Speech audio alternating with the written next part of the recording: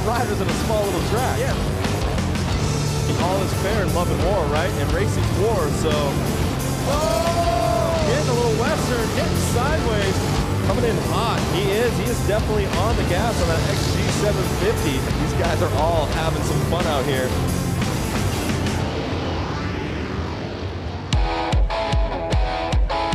The epicenter of motorcycles, Milwaukee, Wisconsin, will tonight get invaded by every bike imaginable and by riders of all skill levels who have all traveled to UW Milwaukee Panther Arena. What's up, everybody? Welcome to Flat Out Friday. I am Brandon Graham, coming to you with our entire broadcast team for tonight. Of course, joined in the booth with X Games gold medalist Lance Corey, the voice of sideline reporting at the X Games, Diana Dahlgren, and joining the broadcast team, making his broadcast debut, by the way, pro flat track racer Johnny Lewis. Lance, I'll begin with you. You've been here since year one. You've seen this thing grow and evolve. For the uninitiated, what is Flat Track Friday all about? I just love it because it really brings first-timers out, first-timers for racing, and some of the best pros. So you see all walks of life out there racing. Yeah, the range of spectrum of riders. No one's got a better seat than you do. You'll be at the pits all night. Talk to me about the personalities we find out here at Flat Out Friday. I mean, you're gonna have guys that don't talk, you're gonna have guys that talk a little bit, you're gonna have guys that crack jokes, and I'm gonna be bringing all their personalities and the stories down in the tunnel. Yeah, absolutely. Along with Johnny, talk to us about what you're doing tonight. You will be bike breakdown, giving us the science behind everything out here tonight. Yeah, it's gonna be pretty interesting because like there's a large difference of riders out here. Just like Lance said, it's from scooter racers to the hooligan guys on race prep motorcycles that are pretty heavy, and then you got the professionals, like you said. So the motorcycles are extremely fast. It's a tight track. It's gonna be really good racing. Every bike you can think of, every racer you can think of, complete mayhem coming to you now. Let's start racing. The fans invading UW Milwaukee Panther Arena, getting ready to watch absolute mayhem take place on this 1/16th of a racetrack, Lance Corey. Over 15 different classes of racing we'll see out here tonight, beginning with right there, the JV semis will be kicking things off. Like the open amateurs, we have the women's main, scooter main, PW50, that's what the bike I started on right there. Oh, little 4-year-old Lance? That's right. The Booney main, that's my favorite right there. Expert main. And if you've never watched this before, you're going, what do all these things mean? Don't worry about it. We got you covered. Obviously, we've got Lance here in the booth. We've got Diana down on the course. And of course, we have Johnny Lewis breaking everything down for us. Johnny, how's it going down there, man? It's pretty loud. So Johnny will be reporting to us live from the course all night long, giving us the behind-the-scenes access on everything. Talk to us about this opening class, Johnny. Man, there's a lot of guys out here. They had to split the classes. There was 100 riders. Wow. Down to 3 classes, and this is the JV class. The guys are relatively new to flat track, and we just kind of got into it, built a bike, and now they're out here racing. It's pretty wild to see them out here opening the show. Yeah, well said, man. We'll be coming to you all night. So Lance, we've kicked things off, bud. Racing's looking good already.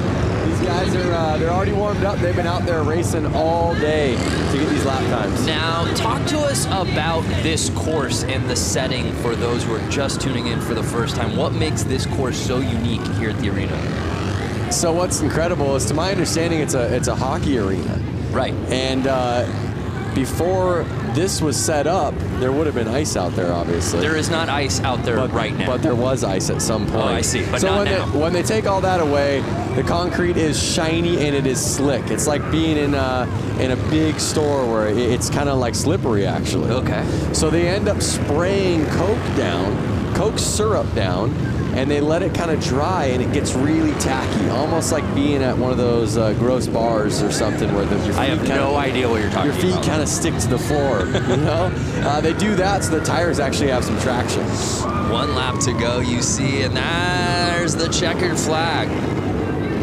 And again, we talk about the dimensions of this track. This stuff is at a torrid pace. If you've never watched Flat Out Friday, if you've never seen flat track racing on this scale, don't blink. No, it's incredible. It's almost like racing little mini bikes inside of your garage.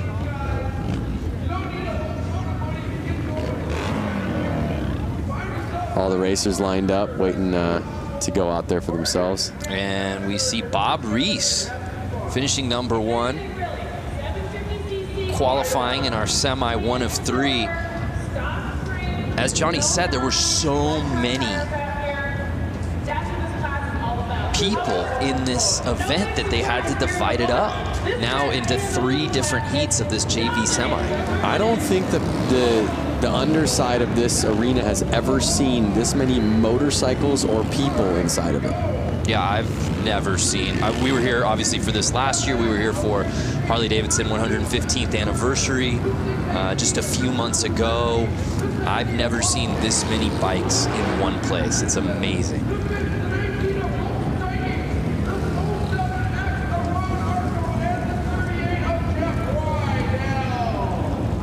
There's a great shot at our track here at the starting line. And one thing you'll notice as we get through these classes, right, Lance, is there's so much differentiation in bike.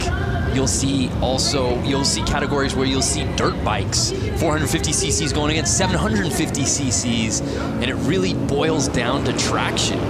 Yeah, you're gonna see all of these guys out here right now. They're all on the Sportster platform. They're street legal bikes. That's kind of what makes it a hooligan class. And they're heavy, and they don't have much room to get these things to turn, so it can get squirrely.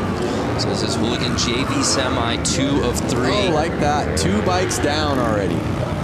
Pardon my getting on top of you right there, but no, that's what it's all about, and that's par for the course here on Flat Out Friday. I got excited to call that out right after I was saying you're going to see some squirrely riding. You can see them with the yellow flag out. That means some riders are down on the track, so kind of take it easy. And you can see all the riders kind of bunching up because of that yellow flag. It forces them to slow down a little bit, to be careful so they don't hit somebody on the track. So it gets the race a little tighter. Right there, you see a pass. Yeah. And we'll see Rydell in the lead right now. Is anyone going to catch him? 2 laps to go. No yellow flag out anymore, but the white flag is out. 1 lap to go. And now he's lapping people. Lappers can be dangerous, though. And 38 Rydell with the claim, the fist pump. He went double fist pump. I saw he went left to right, back to the left. He's stoked. He's moving on. There's 100 guys here in this class. He's stoked to qualify. I would be too.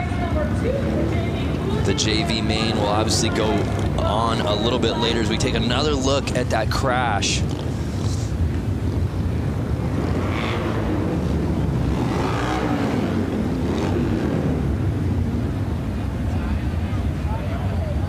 There it is. See that quick, because he was so close to the other rider.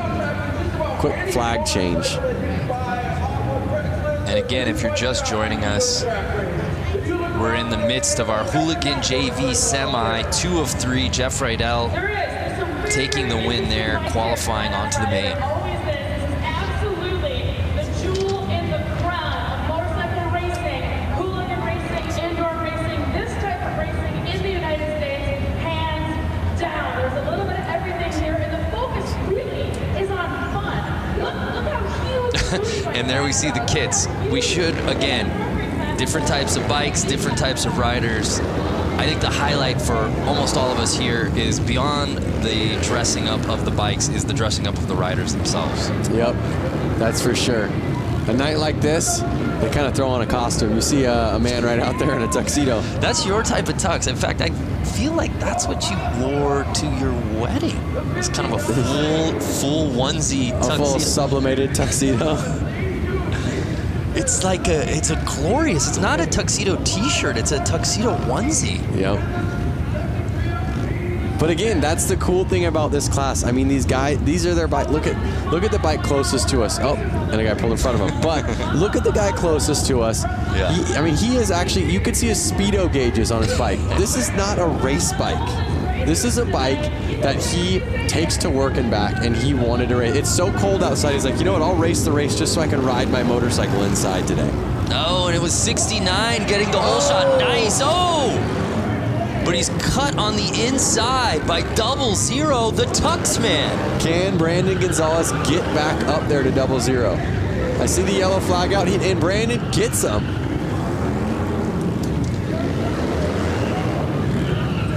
Brandon Gonzalez, the number 69, came all the way from Long Beach, California. In fact, was he on your flight? He wasn't on my flight. I think he had to drive here with his motorcycle. Can you bring a motorcycle up on a plane with you, Brando? That's a great question. All of these riders had to get their motorcycles here somehow, and I think most of them drove. Through the snow, through the rain, through the crazy weather we're getting right now. Just from walking from my hotel to your hotel, your very bougie hotel, I got frostbite on both of my ears. It was 8 degrees out. Yeah. Can't imagine being on a bike out in this weather. So 8 degrees out today. They're inside, they're warm, they're racing, everyone's having fun. And Brandon is staying in front right now.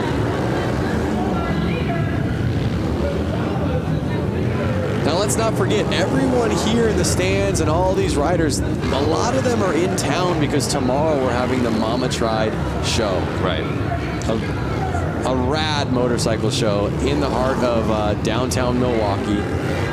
And that's really the genesis of this entire weekend, and a byproduct of that is this race because the community as a whole had been coming out here. Yeah, I mean, it just happened naturally. I think the show was already going on. People were in town. People wanted to ride. People wanted to race. It was so cold outside. They said, hey, let's rent one of these arenas and let's all start racing motorcycles in there. They were letting their kids race. Everyone was racing. And you're going to see that tonight. You're going to see 4-year-olds out there on this track racing. Brandon Gonzalez, as you said, left no doubt about it. Even with the stoppage, returning for the win. He'll be moving on. So there you see Brandon Gonzalez qualifying.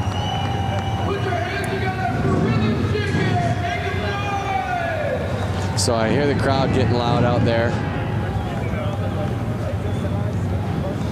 Oh my goodness. We have dirt bikes coming out now. If you guys want me to chime in, I got some stuff. Yeah, Johnny, you're down there, man. What now that we're a few heats in, what's your takeaway so far? Man, you know, like it's cold outside, but this pit area down here, it's hot. You know, these guys are coming out, they're racing for the first time. Some of these guys on these hooligan bikes, you know, they're 500-pound motorcycles, if not more. And, you know, you can tell they were a little nervous, and a couple of guys caught each other's back tires and high-sided. But, you know, as the day goes on, you'll see these guys get better and better out there. And Johnny, it's just a lot of nerves. And Johnny, while we have you, as we get ready for the Open Amateurs, how many of these guys that we're seeing in certain classes will we be seeing in other categories throughout the night? There's a good amount of guys that, you know, chose to ride the Open Am, you know, but they jump on a different bike, jump on a hooligan bike. You know, 59 out there right now, you know, he's riding, I think, 3 classes, you know, hooligan, Open Am, and then the Bunyan bikes, the little chain-driven motorcycles, you know, ripping around when we see them at the end of the afternoon. So he's got 3 classes. Yeah, that's a fan favorite for sure. I guess if you come all the way out and you've got the artillery and you've got all the different bikes, why wouldn't you do it, Vance? He's a local boy. He just loves it. Oh, we had a gate jump right there. Oh, what? Wow. What a feeling. Look at back. How far back is he going? 2 back. I thought he was going to push him back into the tunnel. Yeah, you don't want to jump the gate. Speaking of jumping the gate, 59 getting that early lead. Notice these bikes, they're a little bit quicker, a little bit lighter. These guys are kind of getting on the gas a little bit more. You can see the bike sliding out. Something about a heavier bike, you kind of want to ride it a little bit less aggressive and use that weight to kind of carry you through.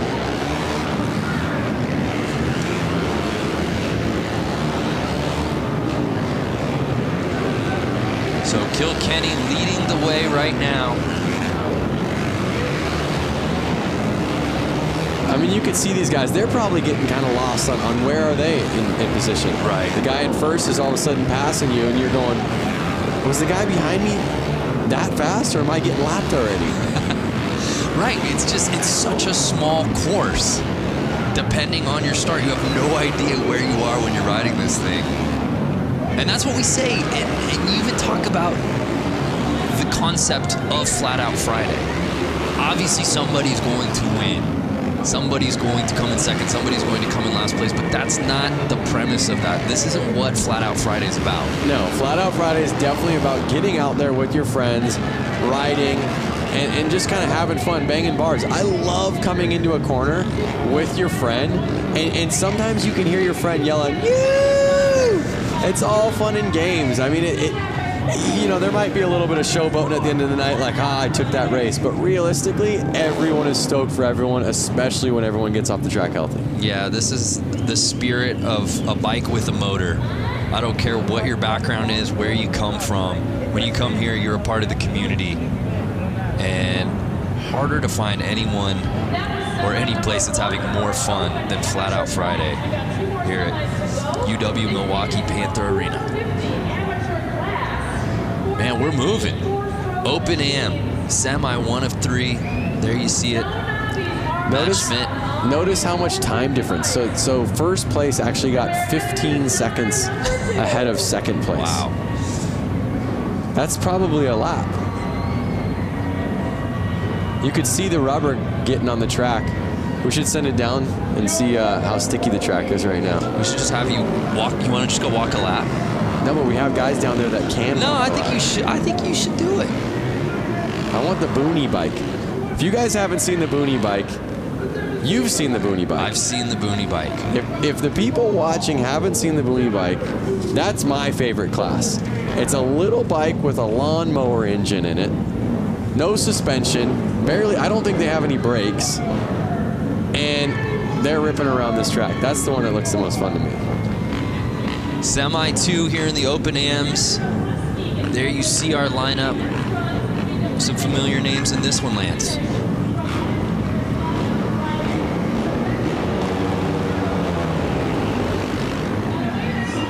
Whoa. There's a fine line when you get out there of being too aggressive. Right. And maybe putting it down in the first corner. What kind of rider would you be, Brando? Yeah, I think I'd go aggro right out of the gate. Would you? Yeah, it's the Ricky Bobby mentality. If you aren't first, you're last, right? Okay. So you kind of go for it. But as we were talking about before, it's so hard, probably midway through that first lap, to really, if you're not in the lead, knowing where you are. Yeah, for sure. And you just kind of want to keep picking off the person in front of you, picking off the person in front of you.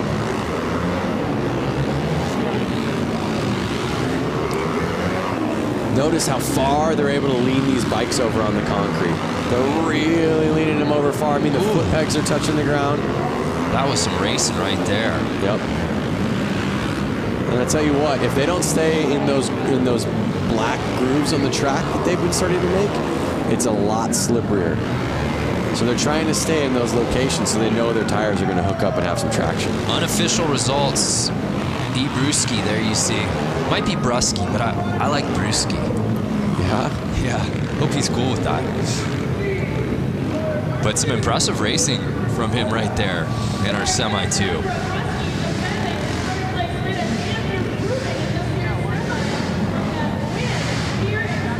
Take a look. It was that 38L bike who I believe got the whole shot early.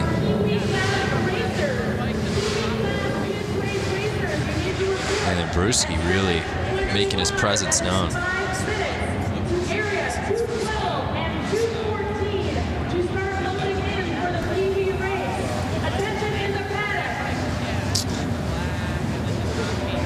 So our results are in. You see Brewski and Blasky So 1 and 2 qualifying forward. Yep. I was just going to say, you see the Q on the side of their name. That's what is kind of letting us all know that they're going to make it to the main event. We're still just in the semis right now.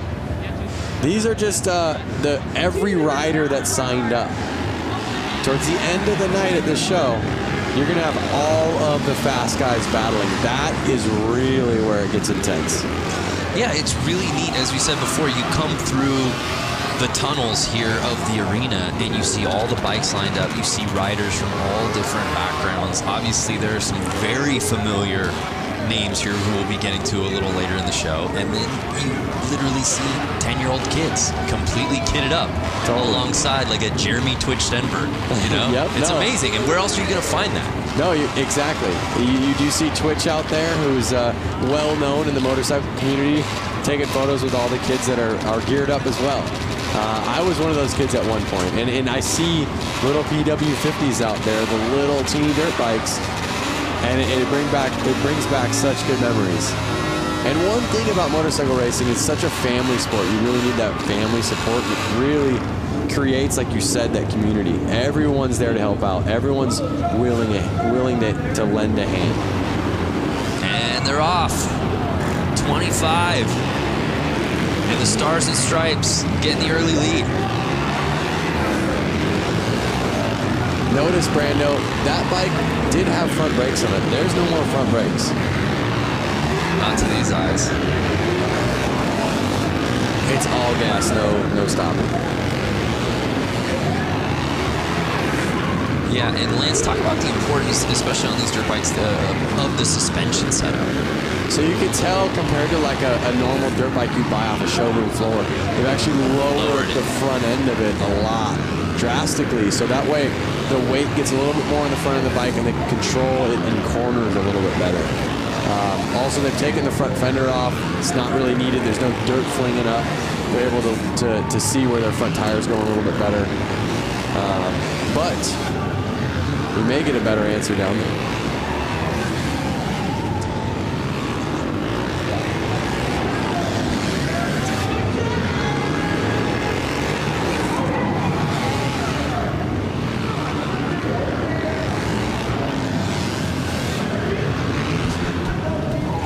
So the unofficial results are in. And it's C Funk, who looks to be qualifying to the main.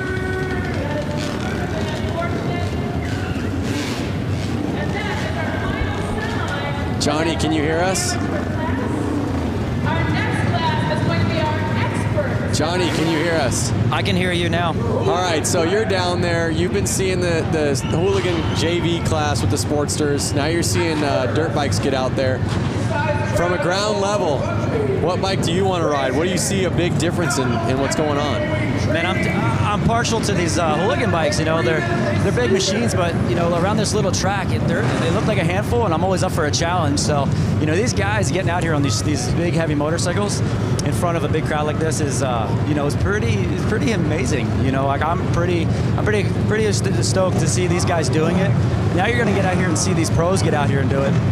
You know, there's a big difference. The lean angle's a lot different than the hooligan bikes, but you know, I think these hooligan bikes look like a lot of fun around here. Yeah, thank you, Johnny. Well, as we get ready for our next class, we'll head down to Diana Dahlgren. You never know who you'll run into here at Flat Out Friday. Diana, who you with? Yeah, that's right. Hanging out here with Taylor Kinney. You're starring on NBC Chicago Fire, and you are a motorcycle enthusiast. You've been here with Harley-Davidson quite a few times to Milwaukee. How have your experiences been so far? I came up, I think, August of 2018. Sorry. Whoa, guys. Hey, there we go. For the 115, the Harley anniversary, came up, had some cheese curds, rode around, saw the streets, saw the lake. It's beautiful, and then coming to the track, I couldn't be more happy. So you got to get out on this course earlier today with guys like Jeremy Stenberg, Buddy Suttle, Johnny Louchback right behind us. How was that riding on the course? It was fun to rip around the track. We got here early. I think we were the first ones out. The concrete was a little cold. Tires were a little cold. We slipped around a little bit. Twitch came out, started lapping us. Buddy came out, started lapping us. We picked up the pace and had a good old time. But yeah, after seeing what the guys are doing tonight, I was telling a couple of the boys, I think I would have ended up in the hay. Well, big round of applause. You didn't end up in the hay this morning. Thank you so much, Taylor, for coming to Milwaukee with Harley-Davidson. It's an honor to have you at an event like this. Guys, we're going to send it back up to you. God bless. Thank you. Love it. Hollywood taking over Milwaukee out here today at Flat Out Friday. Fans watching right now, are you interested in riding flat track at this summer's X Games in Minneapolis? The 2019 Harley Hooligan Qualifier goes to LA this year, taking place at the Born Free Motorcycle Show on June 20th. Keep an eye on Harley-Davidson social media and how to register. It all goes down on Harley-Davidson social media, and you can find out more info at xgames.com.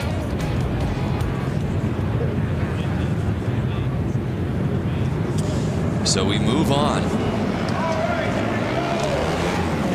to our next class, the Expert Semis.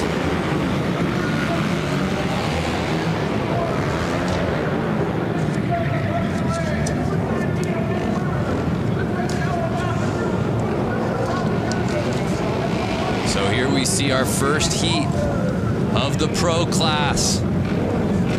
Jumping up to the line.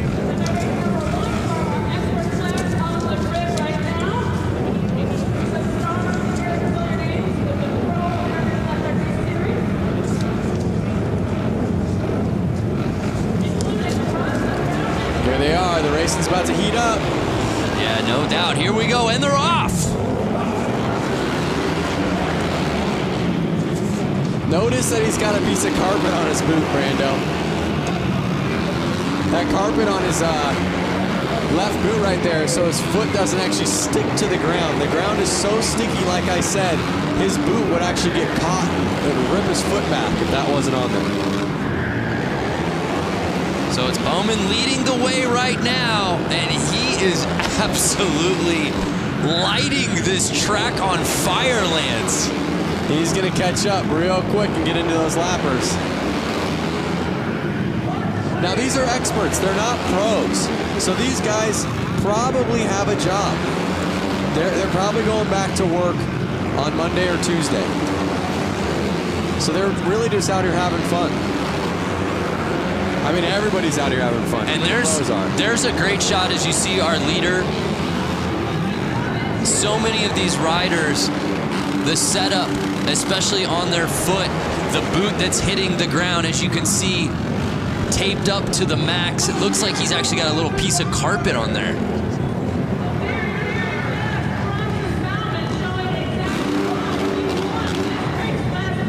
There you go, he's stoked. Right from the get-go, he does not look back. Takes off, and he's gone. That's what we call a no-doubter, Lance.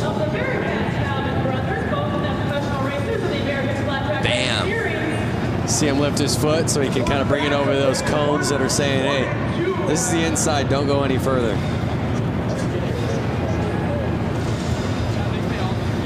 Well, Johnny, now that we've got the pros out there, as we move on to semi 1 of 2, there it's officially in the books. Bowman, Gunther, Lang, Weimer all qualifying. It feels like the racing got a little elevated real quick, Johnny. Yeah, it did. You know, if you watch, Bronson Bowman out there, they actually have their left foot peg off because they're laying the bike down so low that it would rub the foot peg. Some guys even opt to take shifters off the hooligan bikes since the cases are so wide. So, these pros now, they're just laying the bikes down so low, getting the direction change. It's pretty amazing to see them out there doing this on a track that's 100 feet from inside to inside.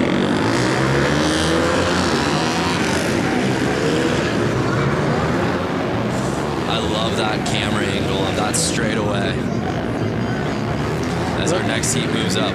Look at them coming out. They're just so fired up. That lap that they just hit, they were behind the gate. They're like bulls waiting to go. I'm telling you, everywhere it seems like it's raining or cold. These guys are stoked to be inside, warm, riding their bikes with their friends.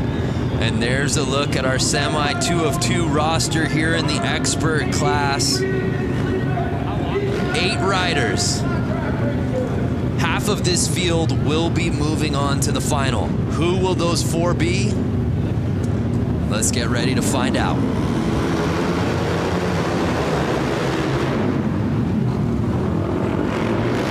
Looks like the inside rider always keeps getting the jump and staying in the lead. Yeah, so it's 229 going wide to inside. Can he fend off the field early in this race? So to my knowledge, they basically all had to time qualify during practice to get what qualifier they're in and probably their gate pick. So usually the fastest rider gets first gate pick.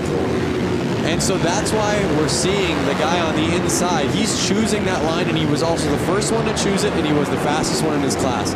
That's kind of why we're seeing him be able to take off and lead the race and win the race in the last 2 classes.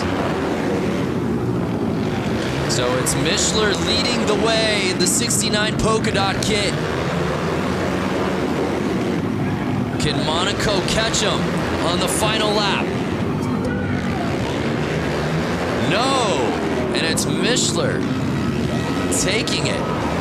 And it looks like Weiss might have actually passed Monaco there on that final lap.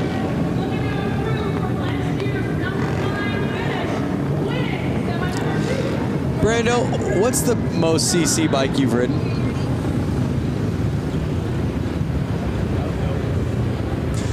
Oh, let me look back in my lifetime.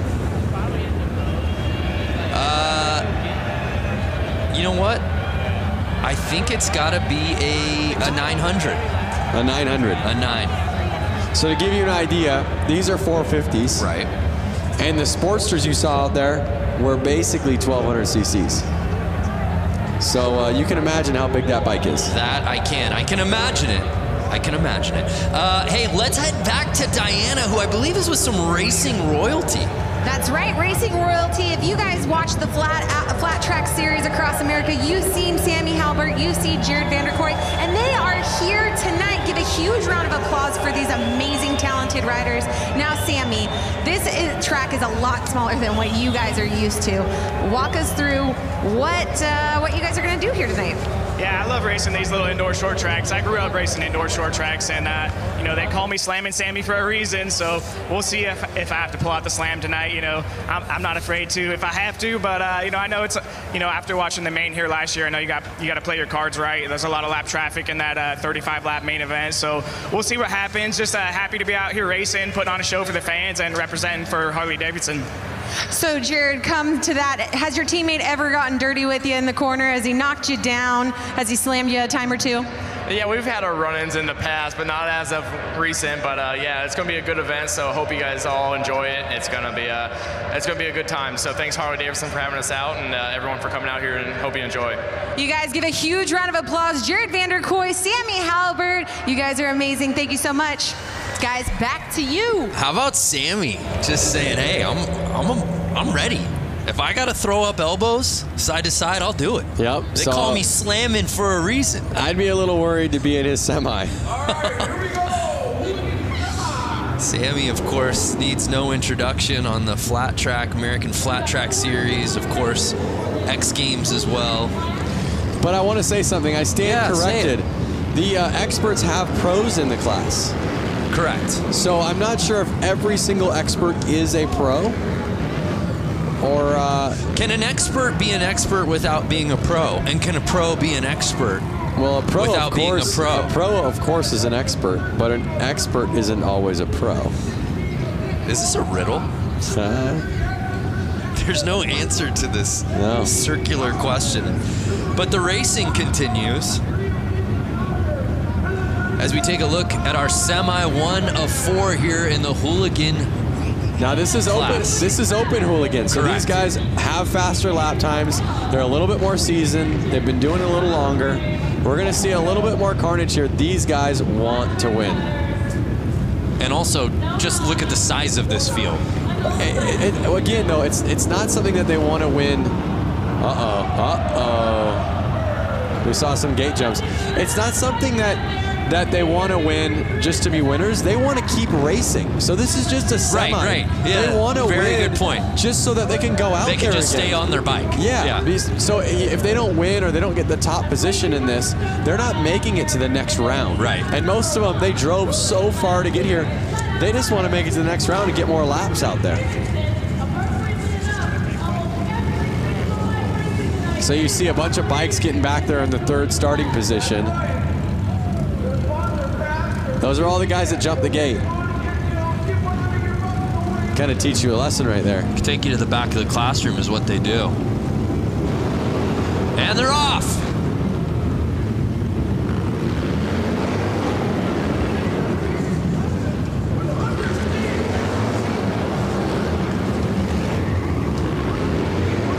And it's early. It's Clements leading the way, trying to hold off Young and Carlson. I know Clements himself traveled all the way from California to get here, so he wants to stay out there.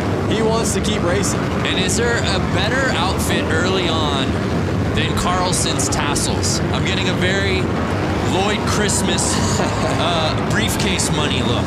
Oh, he's in the lead. Yes! He grasped the lead with the tassels. You would think that would be a hindrance, aerodynamically speaking. I think that's something like, I'm the man. Watch out for me. You gotta be pretty tassels good. Is bold. You gotta be pretty good. 100%. But here they are getting into lap traffic, and this could cause some problems. Final lap. And there it is. Checker flag is out. Clements with the win. He's going to the final. Some great racing here in our first Hooligan Semi. Oh, wait a second. It says Clements to the win, but I think it's reading wrong. I think so too. Again, those are unofficial because it's the 45X that I stand corrected. That was leading the way. How about that? There was the pass. You want to talk about breaking bread?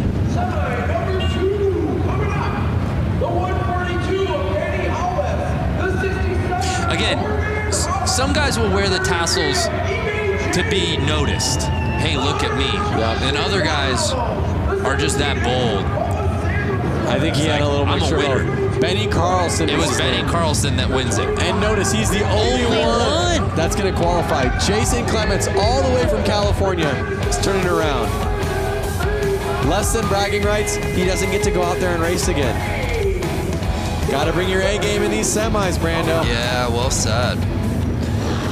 The show must go on.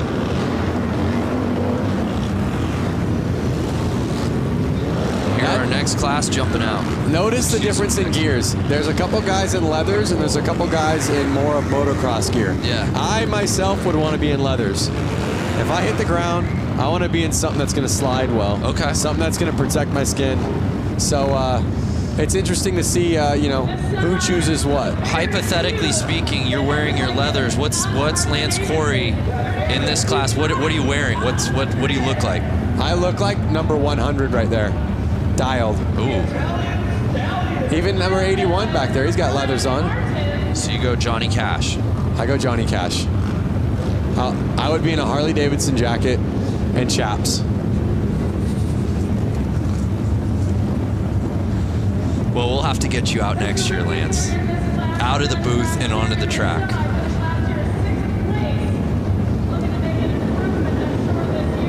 Oh, that was some jumping. So he wore leathers, he was there with the protection, but he was a little too anxious. Well, and you think about it like this, Lance, right? Most of these guys have been getting practice laps earlier in the day, and there was some racing, some qualifying even to get to this point before we even went on air. But a lot of times now it's getting to sit and wait, right? You've been waiting for this moment for your name to be called. Adrenaline is pumping. Yep. Can you really fault these guys for false starts right out of the gate when they've just been waiting? No, you can't. There they go. That looks like a clean start. 142 with the whole shot. Holbus in the whole shot, and he was again on the inside line. You're seeing that inside line pay off well. Will he cling to that top spot, though? It's looking promising so far.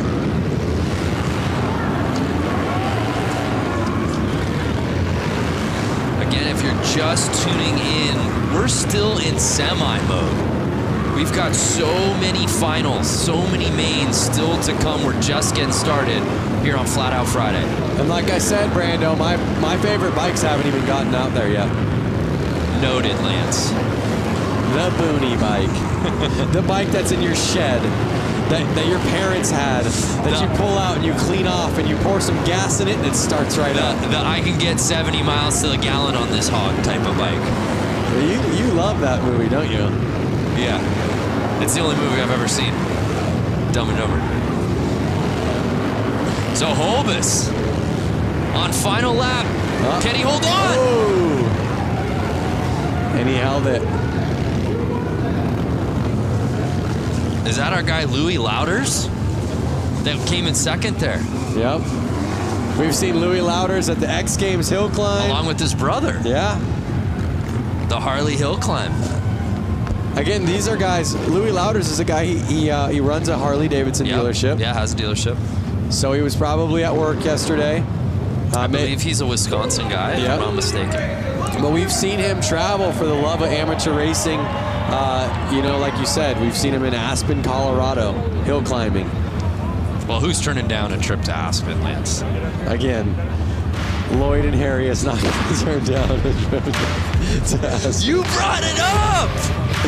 Oh, man. I didn't reference it this time. Hey, the Rusty Butcher. That's not Rusty himself, I don't believe. It's a teammate. That's a teammate of the Rusty Butcher. Yeah. But the next race you see open hooligan semis. Here's some of the hooligan hotshots. I see Suicide Machine Co., like you said, a Rusty Butcher rider.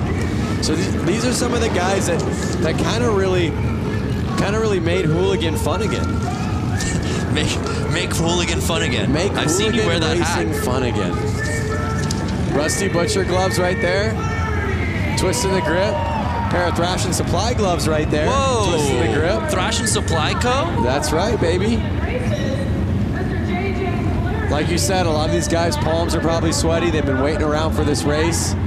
They're fired up. Palms are sweaty. Mom's spaghetti. Don't do it. I knew it. There they go. Clean start.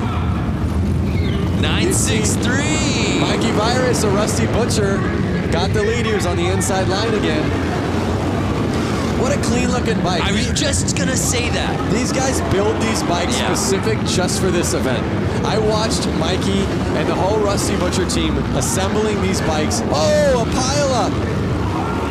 A pileup. I hope we got that so we can see it in a replay. But you see the yellow flag out, they're kind of having to take it easy. You see the gas on the track. Yeah, we got to take another look at that. Speaking of setting a bike up, you got the opportunity to build a Harley-Davidson this week. Yeah, I've been in Milwaukee for 3 days now. We have a competition called the Brewtown Throwdown. Correct. Where basically two teams built bikes. You guys might have seen this in the show a little earlier on, but we were able to build 2019 Street Bobs. We had 2 days to do it. My team, the Quick and Easy team, we made a bike that was kind of replicated after a 1940s flat track race. So something a little bit more old style. The other team, Super Bob, I want to say? Yes. Super Bob, they made a bike that was a little bit more supermoto-ish, a little bit taller. To me, it looked a little Mad Maxy. I'm digging my bike. I hope you guys vote for my bike, Quick and Easy. Yeah, tomorrow. both are beautiful. Check it out on the Harley social and then also Lance Corey's social. So we might be able to see the crash. There it is. Two riders must have collided. Suicide Machine Co. Yeah, it's great, actually, all things considered, that there wasn't more carnage there. Yeah. Only the two bikes went down. You see them getting the gas off the track. And there you see Mikey qualifying out of that entire group, only Mikey moving on. But again, Mikey Virus came all the way from Los Angeles, California. So a guy like him, he's stoked. Amazing crowd on site here at Panther Arena to watch what has really become an annual tradition. Now, here you have the Rusty Butcher. Yes. I've seen Mark Rusty Butcher win this race before, all the way through, all the way to the end of the night. He took it home with a W. Then I've seen him come back the following year and I think crash out pretty early on. And again, he wasn't mad that he didn't win. He was mad that he wasn't in the final to race more. So what's going to happen tonight?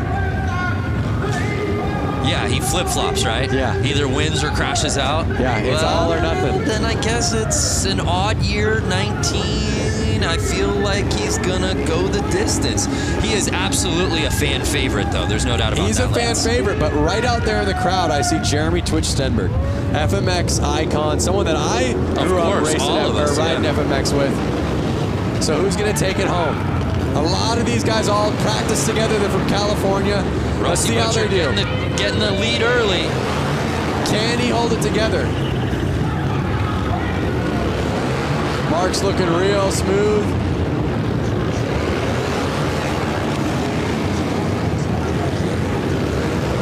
He's looking confident. He's got his eyes on the prize, but you see a couple riders on his tail. They want that position. That is the position that's taking you to the final. Are they going to go easy on him? Are they going to throw a tire in? Are they going to take him down? But we got a battle here midway through this race. Oh! No! Mark the Butcher goes down and it puts Buddy Subtle into the lead. Buddy Subtle taking over the top line, but no, Bush taking the lead from him. Wide. They're coming into Mark now, who's a lapper who was just in the lead. Final lap time. Will Bush hold on? Looks like Bush has got it. And Bush gets it. Oh, and what a heartbreaker as Subtle comes in second for Rusty Butcher. What a transition. You go from Rusty Butcher laying it down, Buddy Subtle then in the lead, and then you get the number 44 of Bush taking over the win. There was 3 different leaders in that race. That was some of the best racing we've seen all night. Oh my goodness. And you said it right before the race began, partner. Butcher wins it outright, crashes early last year. What's he got this year? In the lead, we think he's got this thing comfortably, and crashes out. It's such a, I feel so bad. And there you go. What do we got? I don't know if those results on the screen. I don't know that that's official. I'm not sure. I have to disagree. I had my eyes on that pretty well. I feel like there's somebody we can talk to here. Please put your hands together because there is going to be a wedding taking place. Well, before we move on to our next race, here's a word from our Diana Dahlgren. Hey everyone, Diana Dahlgren here. Enter for your chance to win a VIP trip to the 2019 X Games in Minneapolis. And you could be down on the racetrack with me during the Harley Hooligan race.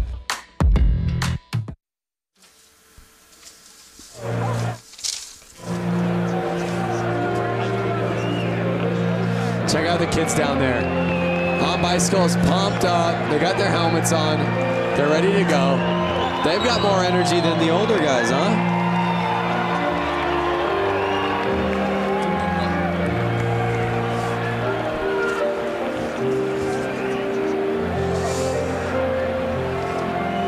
This is what I like to see. Yeah, there you see the young fans.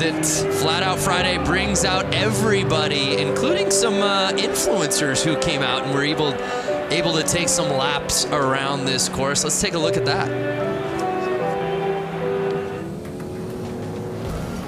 The track feels really good. We got a little practice in there. It was fun. I grew up racing motocross, so it was cool to do this. It's something different and something I definitely want to do in the future more.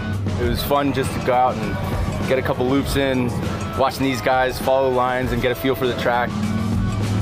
It's my first time actually even touching concrete. I've seen so many videos of everyone barely scraping their primary and eating it, so I was trying to be cautious out there as much as I could. It's pretty tacky, but it will spin a little too, so I think exactly what you want. It was awesome riding with these 2 big trees. But I honestly think we got them. Yeah, I got to keep it on 2 wheels and yeah, not crash.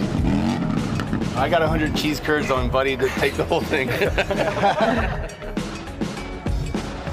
Some heavy hitters. Yeah, there you have it. That are part of it. And there's your bike. Yep, there is the bike that I just got done building over 3 days. She is a beaut, man. Well done. Oh, I'm so stoked on her. I really wish I could take her home. Notice how the front and back tire, they're the same size. I love that look. Yeah, everything about it, the paint job, it just, it's an excellent motorcycle, Lance. You should be really proud of yourself. Hey, thank you very much, Brando. And there is the other bike the other team got to build. Yeah, that was Diana Dahlgren was part of that team. And as you said, a little bit more of a Mad Max kind of racer look. I really like it. Hey, we're still in the middle of all these semis. Let's send it back down to Johnny. Man, that last race had a little bit of everything.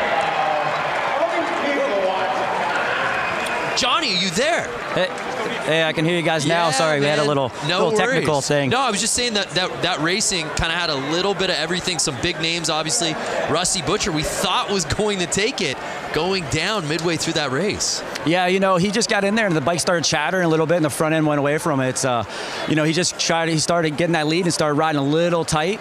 And when that happens, you know, the bike just kind of handles differently and he got that front end push and he lost it. So, you know, that's been kind of a thing that's been going on a lot lately is, you know, just guys, you know, getting offline that little bit and somebody sneaking, you know, right underneath of them and then bumping by. That's how, you know, Carlson got the win that last, you know, the one before. He just, the guy ran wide a little bit and just snuck up the inside. So, you know, that's what it's going to be all night long. It's just guys kind of, you know, jumping in and, you know, when that opportunity comes available, they go for it, and that's going to be the racing tonight. Yeah, and Johnny, Lance had said it really seems like the theme is whoever's got that inside start has seemed to get the whole shot. Are you seeing that too down there?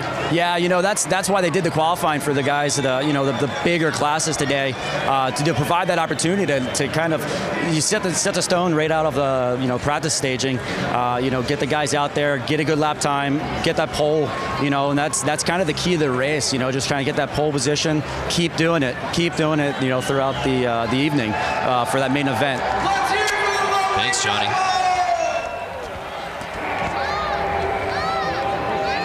Packed house out there, tons of energy. Love it. Hey, fans out there, make this your year to ride. Learn from the experts and get 50% off the Harley-Davidson Riding Academy new rider course with the code RIDE50.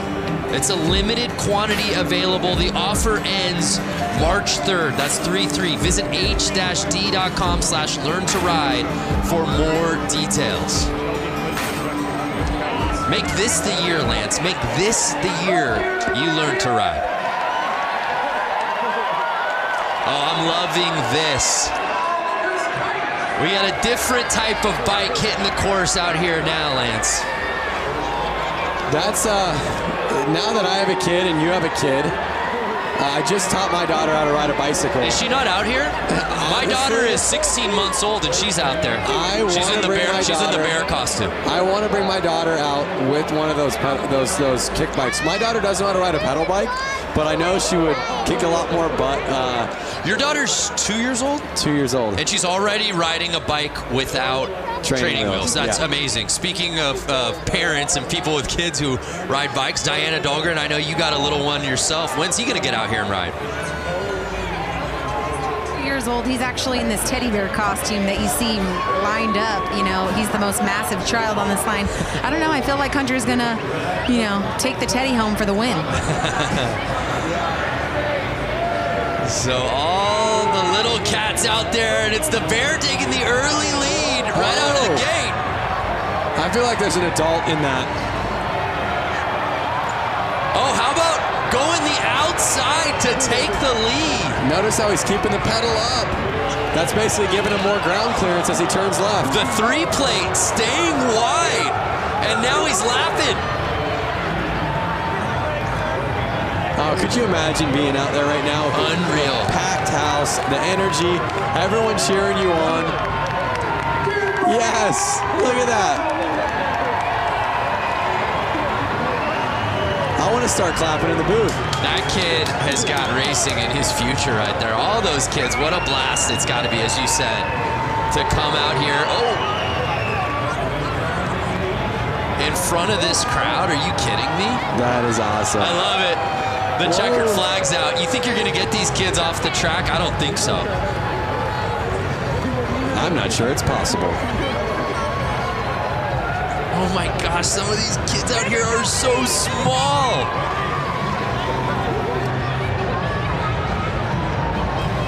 Speaking of kids and bicycles, Lance, I know you just got a new bicycle.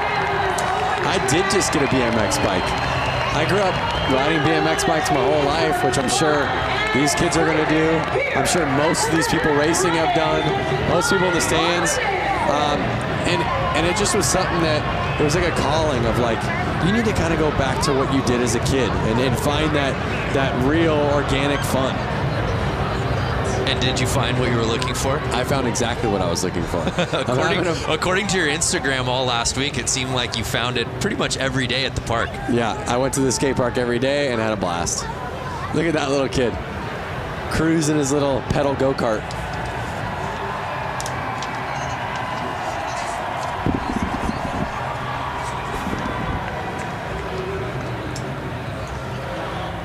Can you guys hear me now? Yes. All right, well, those kids wrapping it up. Let's head down to Diana, who's with our competitors. Diana. Hey, you guys. So I'm down here with these stars, tomorrow's stars. Alrighty, so you just ran the track here at Flat Out Friday. How was that track? It was really fun. Was it really fun? How was the Coke syrup hooking up on these tires? Yeah, it was. Sounds great. And then we have the teddy bear. You know, I was telling everyone this was my child earlier. Here's the teddy bear. Was it hot in the costume? Yeah. How was the course? Good. What is your goal in the future? Are you gonna win some championships in the flat track? Yeah. That's right. All right, who else do we got here? Hi, sweetie. What's your name? Brody. Brody, and how was the course out there? Good. Do you want everyone to give a big round of applause right now? Sure. Where are you guys at? There we go, all of downtown Milwaukee. Guys, these kids are the future of flat tracking. Give a huge round of applause. Great job, guys. Back to you.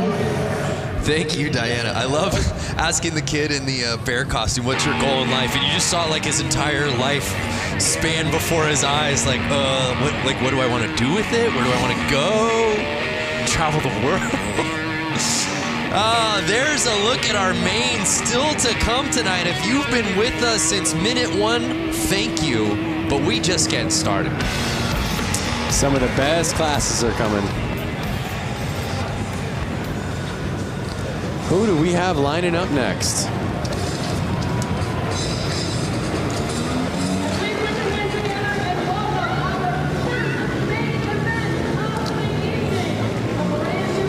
So here comes our new class, and I'm not totally sure yet. I'm gonna wait for the graphics to come on screen so we can all find out together. My paper says Mad Dog Maine. That's right, Mad Dog Maine. Graphic. Mad Dog Maine. So I'm not sure the rules of Mad Dog Maine, but I'm seeing a lot of kind of four-stroke mini bikes out there right now. All different sizes. It kind of looks like bikes that would be in the range of 80 to 125 cc bikes. So we've got 12 riders out there, as you see.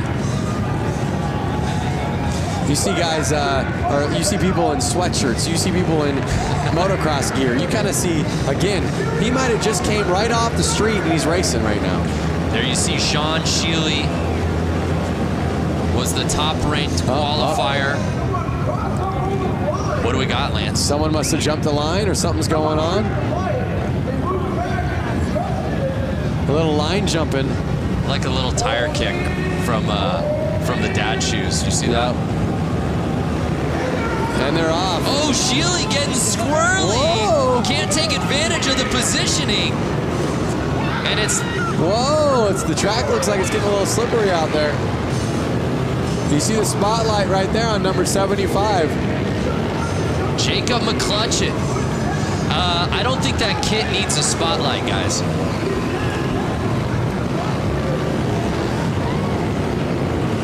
Now again, this looks like a bike that's a little too small for that rider right there. And but again, sometimes riding the smaller bikes is more fun.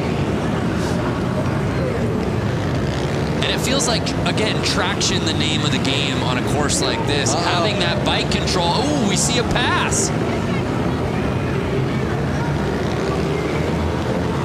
Bike control is key out there. Smooth and steady wins the race. You saw, just like Johnny said, Mark the Butcher, he was getting a little hard on his bike. He was riding a little too fast.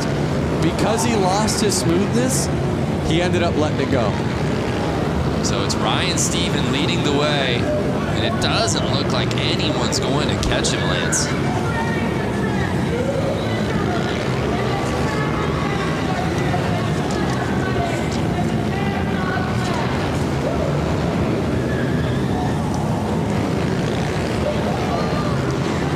He's starting to lap. Some great racing out there. You're seeing bikes that are pretty new, bikes that are from, the modern era, and I even see some bikes that are probably 10, 20 years old out there. It's interesting to see how the technology on these bikes hasn't changed much. Mostly visuals, mostly just the cosmetics, the plastics. So final lap, and it's Steven taking the win, at least unofficially, but to these eyes, you can pump that fist, Steven. Ryan Stephen taking the top spot, followed by McCutcheon. Excuse me.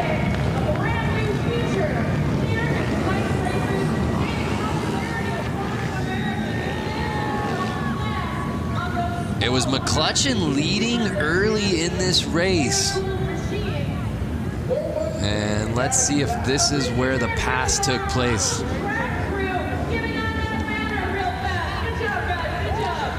So one thing to keep in mind, Brando, lines in racing are a key to how fast your lap is. So basically, what is the quickest way around this track with staying the smoothest at the exact same time? So you can almost look at it as, if I walk this track on my feet, what's going to be the easiest way around it? Well, it would be on the inside, right? So on the corners, you want to be on the inside.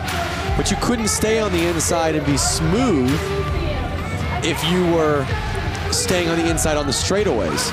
So they're riding wide to stay smooth so that they can ride the inside on the main part of the corner, which is going to get them the shortest line while staying the fastest, while staying the smoothest. Thank God you had an answer. That felt like an SAT question. The making of a riddle. I mean, it's just a big deal. And I'm just thinking, if somebody has never raced before, and they've only maybe driven a car on a public road, or maybe haven't even driven a car before. The strategy seems counterintuitive. Yeah. So you're always wanting it to ride the shortest line, but also at the same time, what is the smoothest way to do it? Right. So here's the JV Hooligan main.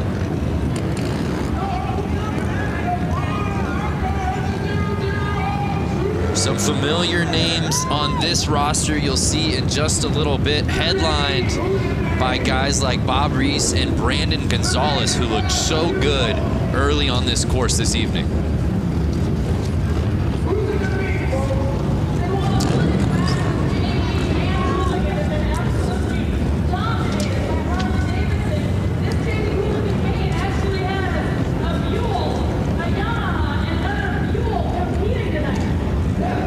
Got 3 different bike manufacturers out here, but it's certainly Harley-Davidson dominant in this class.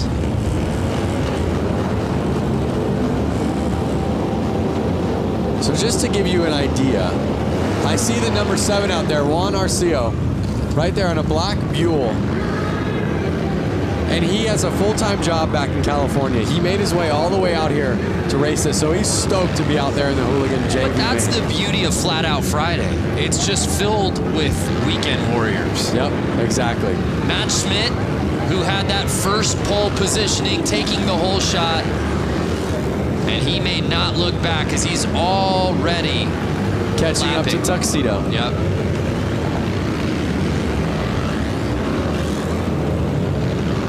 Lapper's pushing wide right there.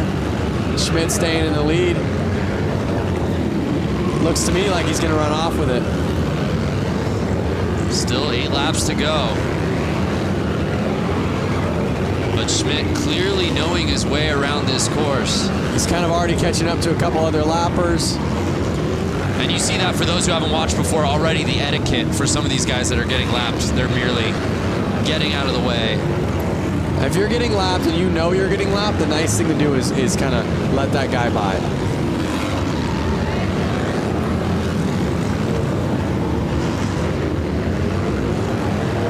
So let me ask you something, Brando.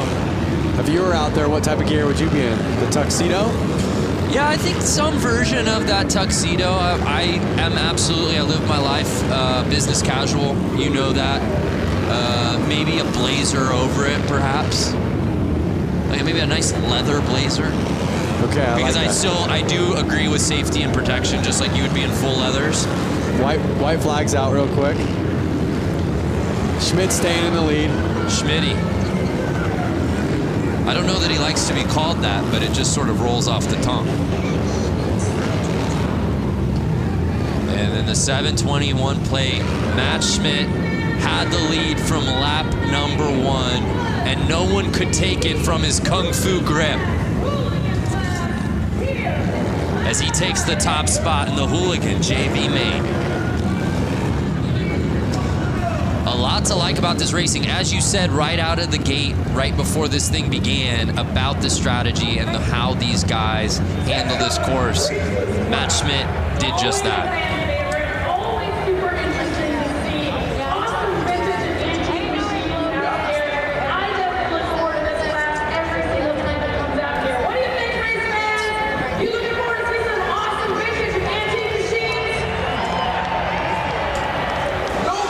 So it's Matt Schmidt taking the top spot. There's a look at our results from the Hooligan JV main. Let's send it down to Diana, who I believe is with Matt Schmidt. A huge round of applause for Matt Schmidt, who's taking the win here in Hooligan JV class. Matt making it look so easy out there. It looks like you belong with the Hooligans. How was the course? The track was awesome. It's the first time I've ridden concrete, and I signed up late, so I got stuck in JV, but it was a good first outing. I got to thank SNS Cycles, my coworkers, my friends. They gave me a good seed to ride this evening, so thank you, everybody. Congratulations, Matt. Guys, give him a big round of applause, and guys, we're going to send it back to you at the booth. Yeah, Matt Schmidt looked so good out on that course, and again, you're just seeing the level pushed as we move on throughout these mains. But like you heard him say, it's his first time riding on concrete or racing on concrete. He was saying thanks to his co-workers for helping him get out there. So you have a guy who again, does not do this by trade. Right. He's an enthusiast, he's a gearhead, he's a motorcycle rider. Which blows my mind when you say that, when you look at how he raced out here tonight to win that thing. Looked so comfortable, and oh, by the way, he's never raced on concrete before? Come on. But so many of these guys have a similar story, Lance. We move on to our next race of the night. It's our brakeless main. One thing about these guys that's similar story is they all have no brakes. Hence the name.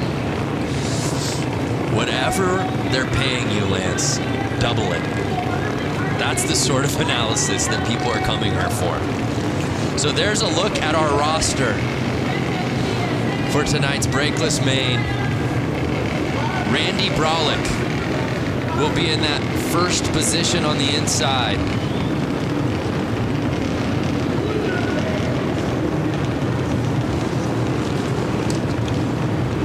You see him lining up right there.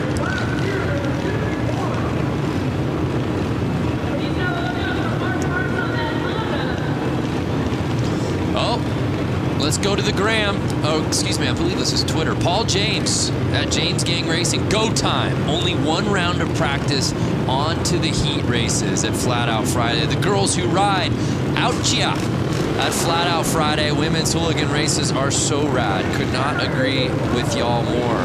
The girls who ride. Hashtag Flat Out Friday. Join the conversation.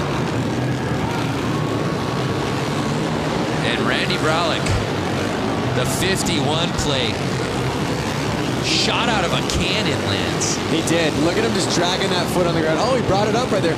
Dragging his foot with the carpet. Brings it up on the straights. Puts his foot down in the corners. He puts his foot down in the corners kind of to brace himself so he can feel where the ground is. So he doesn't lean it over too much. Because again, if he leans it over too much, he'll start dragging peg, which could then send him off his bike. Excuse me, there's 251 plates. I incorrectly said Bralick. It's actually Barry, Randy Barry. No, rider down.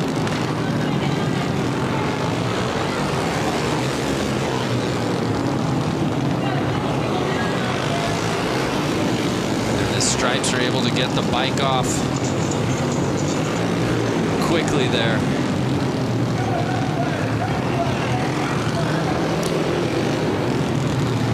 That was the 15, Kendall Lutchman, that went down. One thing that's so cool about this race is they really keep the styling so vintage and so pure to flat track with the striped shirts for the track helpers, the all white gear for the I'm not sure what you would call them, the track kind of flaggers, and I guess they're the flaggers. Oh, it looks like he's hurt maybe. Yeah, so we have eyes obviously down there on the course. Diana, what'd you see? What happened there? Yeah, so basically it just went down in the corner, but what my angle shows is that his leg got trapped under his bike, and it just took a couple. Right now, with the red flag, since they got so many, and they're going to do stagger. We losing Diana there due to some tech difficulties. We'll try to clean things up, but that's a tough go. So I don't know if you were able to catch it earlier, but the front wheel on his bike, look at the front wheel. Tacoed. We call that tacoed because it's folded like a taco. Oh, that's why you call it taco. I'm done trying to help I gotta tell you, the stuff that I am learning from you, Lance, is just blowing my mind. Doesn't look like he's doing too well. I mean, he's back up on his feet, but yeah, it's good to see him popping up. But how? I mean, my goodness! I hope that Panther Arena gives this man a hand, because you see what happened, and as Diana said, basically that wheel going over the leg. You see what happened to the wheel. I'm not even sure if that bike rolls. I think they're gonna have to lift the front wheel up to get off the bike. But you see the rest of the crew lining back up to finish this race.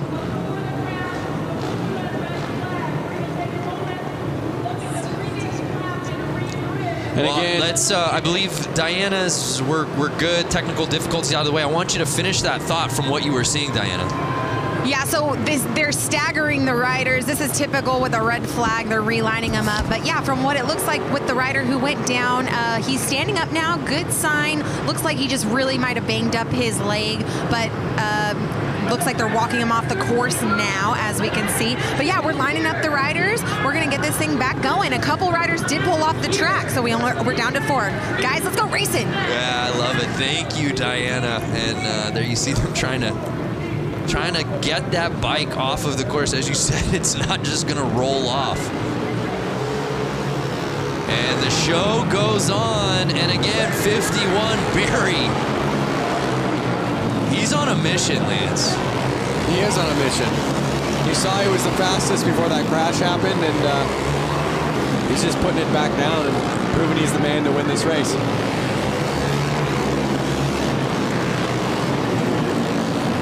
4 laps to go. And it's Barry with a sizable lead. And as you said, Lance, going outside to in. You don't think it's the fastest way to go, but that is the route to success out here on this course tonight. And Barry doing just that.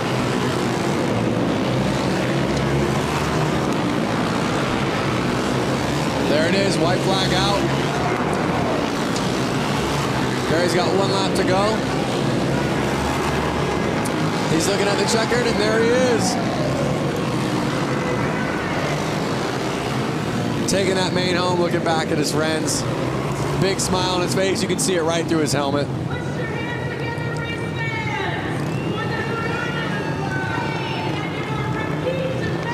So even with the crash and a little carnage, it was Barry who had to, even after the restart, get that lead back and win it outright, and that he did.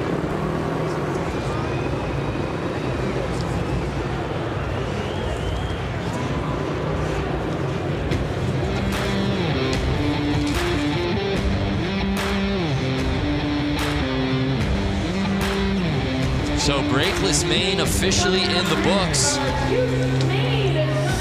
One name I do want to point out, Chuck Dickinson. I don't know if you've seen Chuck around. He's always here. He was, of course, at the 115. Chuck Dickinson, 78 years old. Wow. Let's head down to Diana, who's with our winner from the main. A huge round of applause for Mr. Randy Berry, the number 51 that constantly put down a huge lead on the course. How was that track out there tonight? It was good. It's always a good race with the guys with the braking spot. A lot of crashing tonight, but I tried to get trouble and just keep it clean. That's right, you did keep it clean. You maneuvered through the course beautifully with lappers and people who fell down. You got to give these young bucks some advice. Yeah, it's just really good to do it like that. So. All right, we'll give it up. Barry taking the win. Lance Brando, back to you. Yeah, thanks, Diana. His experience showing in spades out here tonight. And how about that, Lance? I mean, you have the start that you're looking for. You're leading the race. You know you're in your game. There's no one in front of you except people that you're lapping, and then all of a sudden that flag comes out. Oh, we got to stop this thing. That's definitely a bummer. Because your heart rate just instantly is like, oh, what? So it's definitely a bummer. I mean, but normally you're confident enough to go, you know what, I can do it again. I know I can lead laps. I know I can be in the lead. I'm going to do it again. And obviously, we saw that he did that. So from Randy Berry and the brakeless gain to the new class, the youth main. So one thing about all these youth bikes lining up, I can hear them, and they're all two-strokes, meaning they're all different style engines than the last ones. These bikes require their gas to be mixed with oil. They're all about 85cc bikes. You can hear it, you can smell it. Oh yeah. And a couple of Tidwells in first and second. It's Trevor Tidwell in the lead. His brother Tyler behind him. These riders have to stay out there for 10 laps.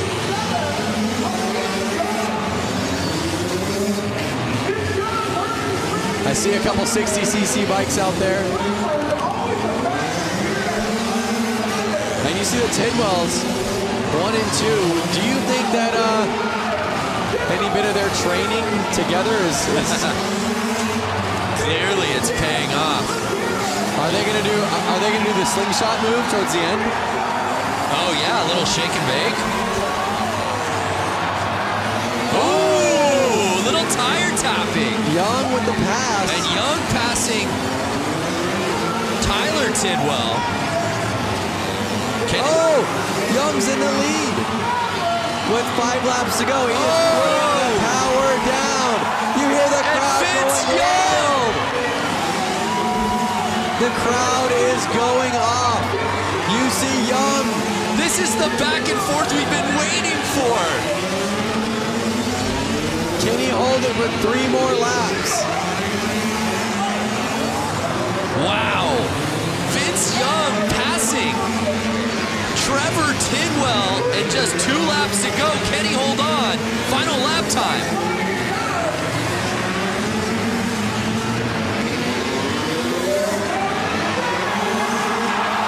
Wow. And did Tidwell pass him?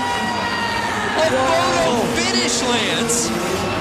We gotta see that again. Did Tidwell regain the lead right before the checker?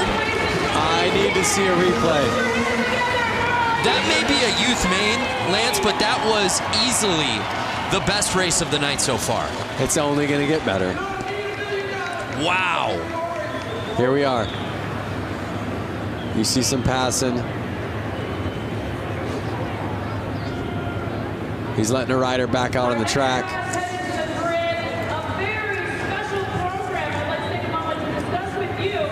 Let's see if we can see that checkered flag pass.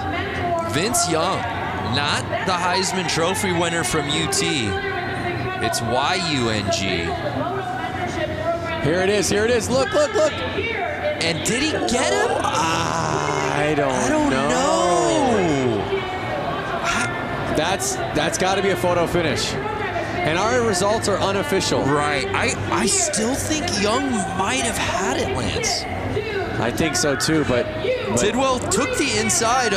We'll see. We're about to get our official results dropping. That was incredible. But regardless, what a battle between those two. What a race. I hope we see a lot more racing just like that. Yeah, absolutely. Trevor Tidwell was leading that whole way, and then Vince Young, with about 3 laps to go, taking the top spot, only to potentially have been bested by Tidwell, not on the final lap. I'm talking right as the checkered flag was being waved. Take another look. Young.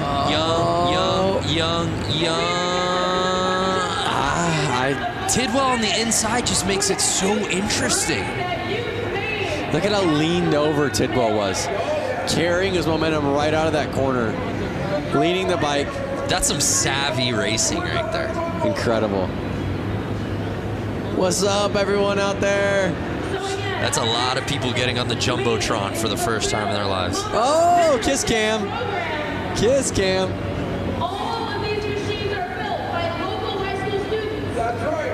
So they're going to the tape right now, really taking their time.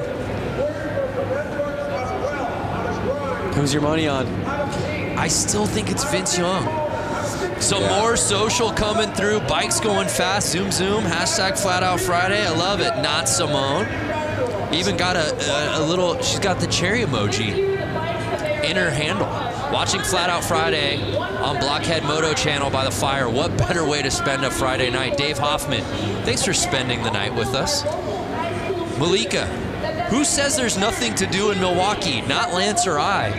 That's for damn sure. We're checking out Flat Out Friday. Checking out Mama Tried's Flat Out Friday. Lance, we still don't have our official results yet. They're looking at photos. At the photographs. They're looking back at the footy. You asked me, I asked you. I thought it was VY. Do you think Tidwell did enough there at the end? I'm going VY, but they're definitely splitting hairs right now. Could we have a co-champion? No. Somebody passed it first. They are splitting hairs. They're looking at the photo finish right now. Someone has to have a photo. And it's Vince Young. Wow. So in the end, Vince Young bests Trevor Tidwell to take it in the youth main. By a split of a second. Wow, what a performance though. You know, we talk about it, right? The weekend warriors, so many of these guys who have regular day jobs that just travel from all over the country, all over the world to participate in this, sign up and register for their chance at glory, their chance to have fun. I love the youth main because these kids are still gunning for the professional ranks. You know? Definitely. You were there as a youth racer. I was there, and it's so cool for these youth riders to be at this race where there are actually some pros keeping an eye on them. They can go ask them for pointers. They can go ask their opinion. So it's a really great race for the youth and for the new people to ask the pros, hey, what are you doing? Or, hey, we're on the exact same track. Well, let's watch him do it. Yeah. So now it's time for the main build to break down what these bikes are all about. Let's head back down to Johnny. Johnny, break down this class for us. Hey, you know, this is a pretty interesting class. This is actually a high school project where they take CB 175s and they've been working on them, machining them, kind of turning their own vibe on these motorcycles. And it's pretty cool because it's right here in Milwaukee that they're doing this. So it should be interesting. Oh, super cool. Thank you.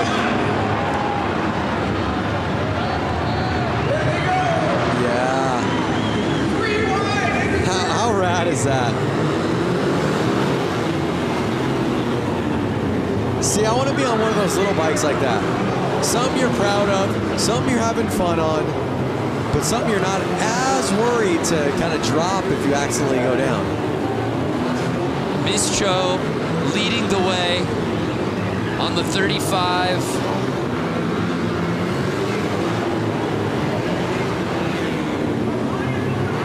Oh, and it looks like Malinowski might have taken the lead.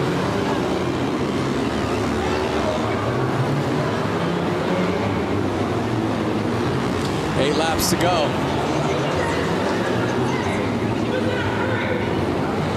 Seven laps. The laps are just ticking away. These guys are riding pretty dang fast. Yeah, Ian Malinowski in first place.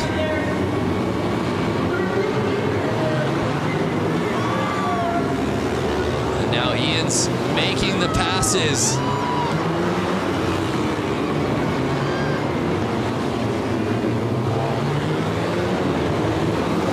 The story behind these bikes, the origin, and that's what the great thing about each of these classes, Lance, is each of these classes tells such an amazing story about not only the riders but the bikes and where they came from. Look at the forks on that bike. Bop, bop, bop. They're kind of bouncing up and down. That's too soft of a fork, and that's going to make the bike actually have a hard time getting traction in the corner. That's going to slow him down. Malinowski, I saw a bike backwards, is covering so much real estate. Hitting outside, hitting inside, making passes both ways. And takes the victory here in the Build Main.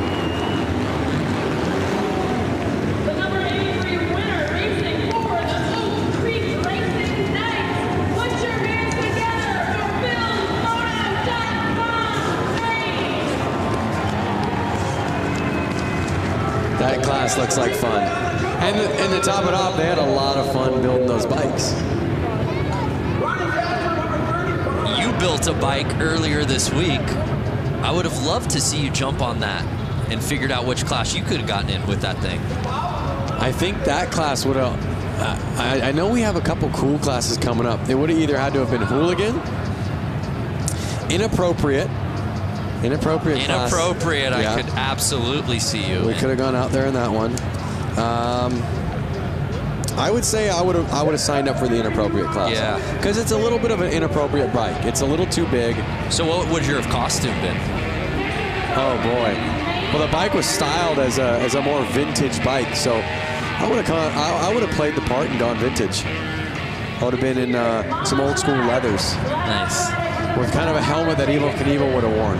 Like a helmet that looks like you should be in a space shuttle. Well, partner, it's not too late. We move on to our next class. Get ready, it's the women's main. The ladies of Flat Out Friday hitting the course.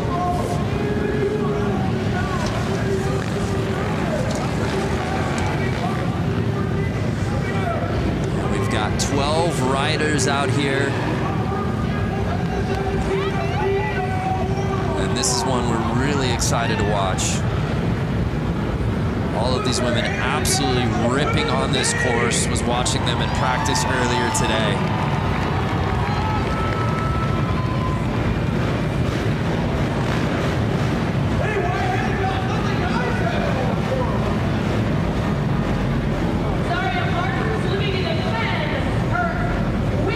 I see a lot of different CC bikes out there. CC's the cubic inch of the motorcycle, which the more cubic inch, the more power. But I'm seeing bikes that could be upwards of 450 cc's and then bikes that look to be somewhere in the neighborhood of 125 cc's. Yeah, let's bring in Johnny. Are you seeing that as well, Lance, just talking about the variation in cc's in this category? Oh, man, there's a big one. I don't know if you noticed the last bike that pulled up into the start line was a Honda Rebel. Still has the taillight on it. But then you got racer girls that race full time, like all season long. So there's a lot of really strong talent out here, and also a lot of beginners just getting out here for the first time. So we're getting ready to set it off for the women's main. We're having some troubles in the start right now. I'm seeing some gate jumps. I'm seeing some bike stalls. So I think it's their nerves kind of getting to them. And as Johnny said, you see it with hooligan racing. You see it at Flat Out Friday every year. Just so many different types of bikes, but you're at Flat Out Friday when you see a tail light out on the race course. Yep. Uh-oh. Getting bumped to the back. It was looking like she was having some clutch issues. She kept jumping the gate, but I don't think it was intentional. I think it was either nerves or it was something with the bike. Oh, there we are. Yeah, I'm seeing dirt bikes, but then I see a cruiser bike. Right, and that looks to be Zaria Martins. Uh-oh. Oh, she has to be on the third line for those mistakes. They're off. Again, that inside line kind of being the promising one. It looks to be the number 11. Anna Lang.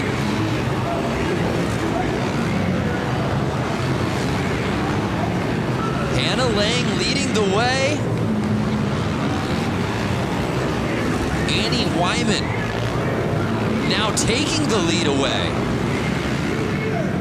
on the 158 plate.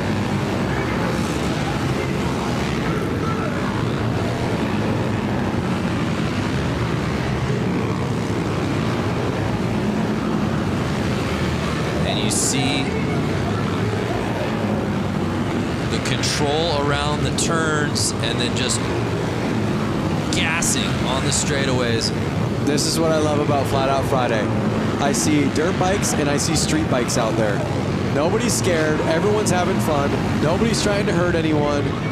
Good times on a Friday night. Right.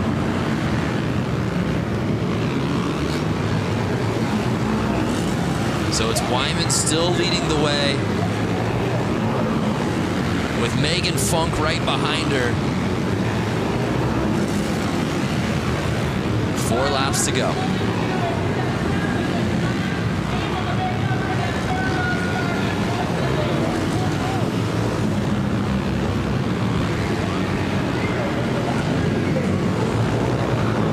If you were in this, Lance, would you find the spotlight to be distracting? I don't mean that figuratively. I mean literally the spotlight being on the leader. Yeah, I know what you're saying. I think that you're so focused, you're so looking forward at what's going to happen next. Your mind is so in the race. The light, you're probably... Oh, no! She was trying to get that last lap pass. Hannah Lang touching tires with our leader, Wyman, holding on to the top spot. So I think that the spotlight goes unnoticed. I really do. I think your mind's so focused on the race, that's not something you're thinking about. And how about back to what we just saw? Obviously, Wyman did herself some racing there in the women's main, but Lang, who had the lead lap 1, really going for it there at the end, Lance. Hey, just like you said, you ain't first, you're last. Look at that. I say that jokingly because we never want to see anybody crash.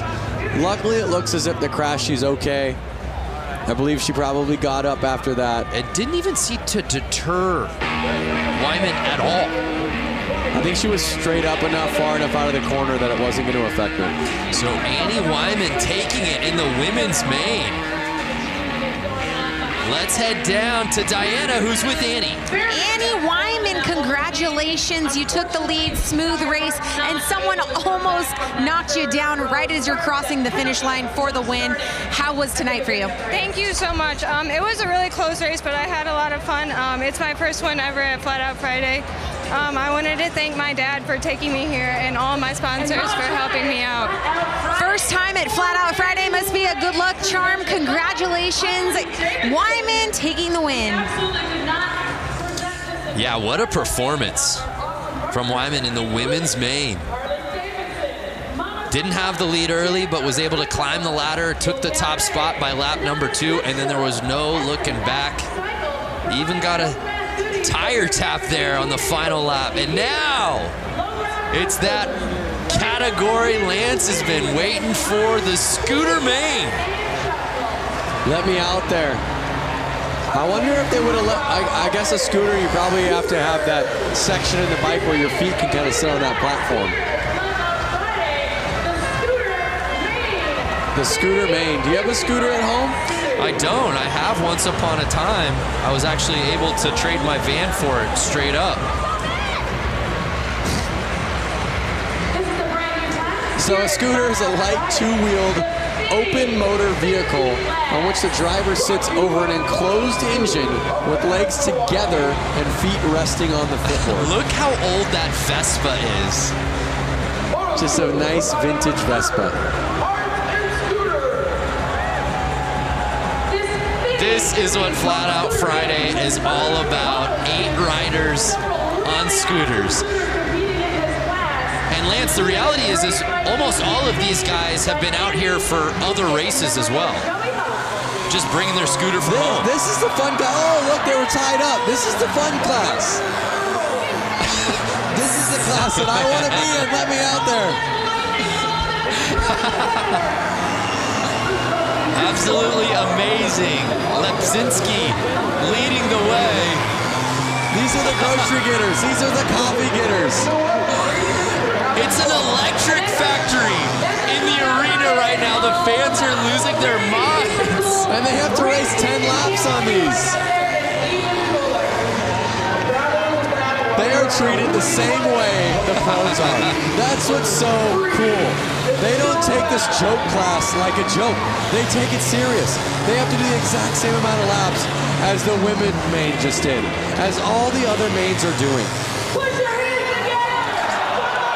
So Lepsinski leading the way. Pickett behind him. Schwenker in third. Oh, no! Was that our guy in the Vespa? It was the guy. Oh, no! Carnage! And they're only 4 laps in. That was our leader. So now Lausch. Thomas Lausch is in first place. 5 laps to go. They're halfway through. Are we going to see any more carnage? Are they going to be able to stay up? This is any man's race. Forget about tire traction. Balance is the name of the game in this class, Lance. Well, really what happens is those floorboards on the Vespa hit the ground, which lifts the wheel off the ground and sends them I mean, out look how narrow some of these front tires are. My goodness. Little bicycle wheels. Oh!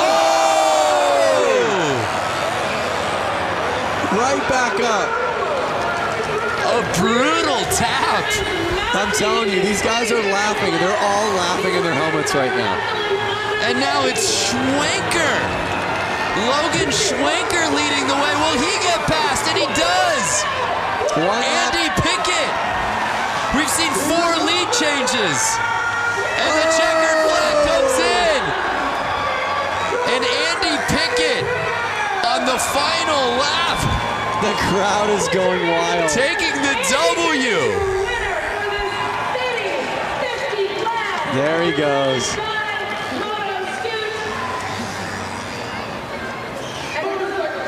Wow. I've got a grin ear to ear right now. That was amazing. Yeah, I was smiling the whole way.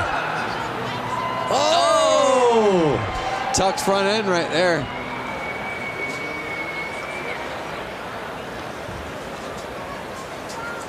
Let's see what we have coming up.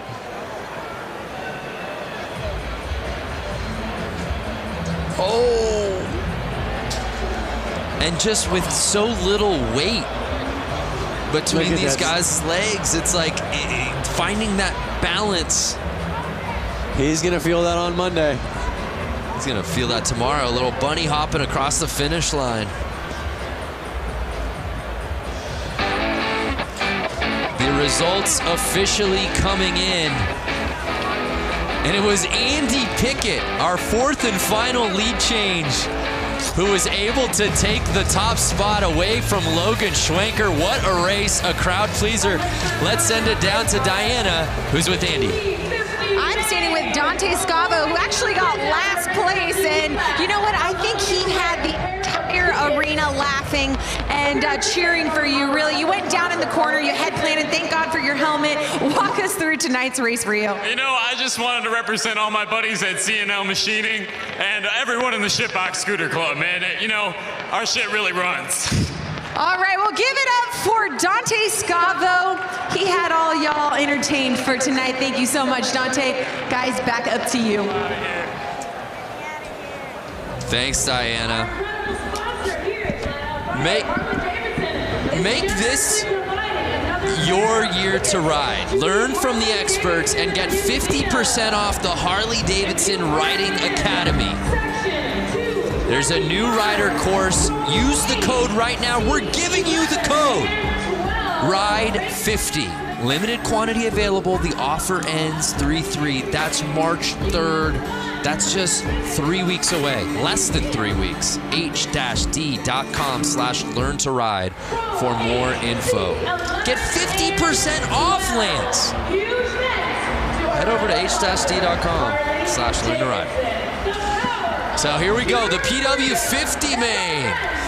This is where I started out, on a little PW50. Mine was pink, like you saw that first one. Was it really a young Lance? How old of a boy were you? I was 4 years old. Get out of here. And you see that pink model was from like the late 80s, early 90s. And these bikes have not changed for, I would say, 30 plus years. That is just a testament to these bikes. So if you're thinking about getting your kid out there to ride, PW50 is a great bike, and they haven't changed in years, so you can get an old one, get a cheap one, get your kid out there on 2 wheels, and it's really something awesome for the family to do. Yeah, no doubt. There's a look at our field of 11 riders. We don't have ages on these kids, but they've obviously gotten the bug. I'm gonna guess between 4 and 8. Wow. I'm gonna say 4 and 6, actually. That's just amazing that a 4-year-old Lance Corey was out here. And they're off! And it's the 38, Braxton Jacobson. And look at their setups. It's just like the adults. They have the carpet on the boot. They have little mini boots, mini helmets, mini chest protectors. They are kitted. And Braxton says, "Excuse me, field, I came here to do a little racing." Just getting his lap on. And Lance, he is riding at another speed out here tonight. He is riding at another speed.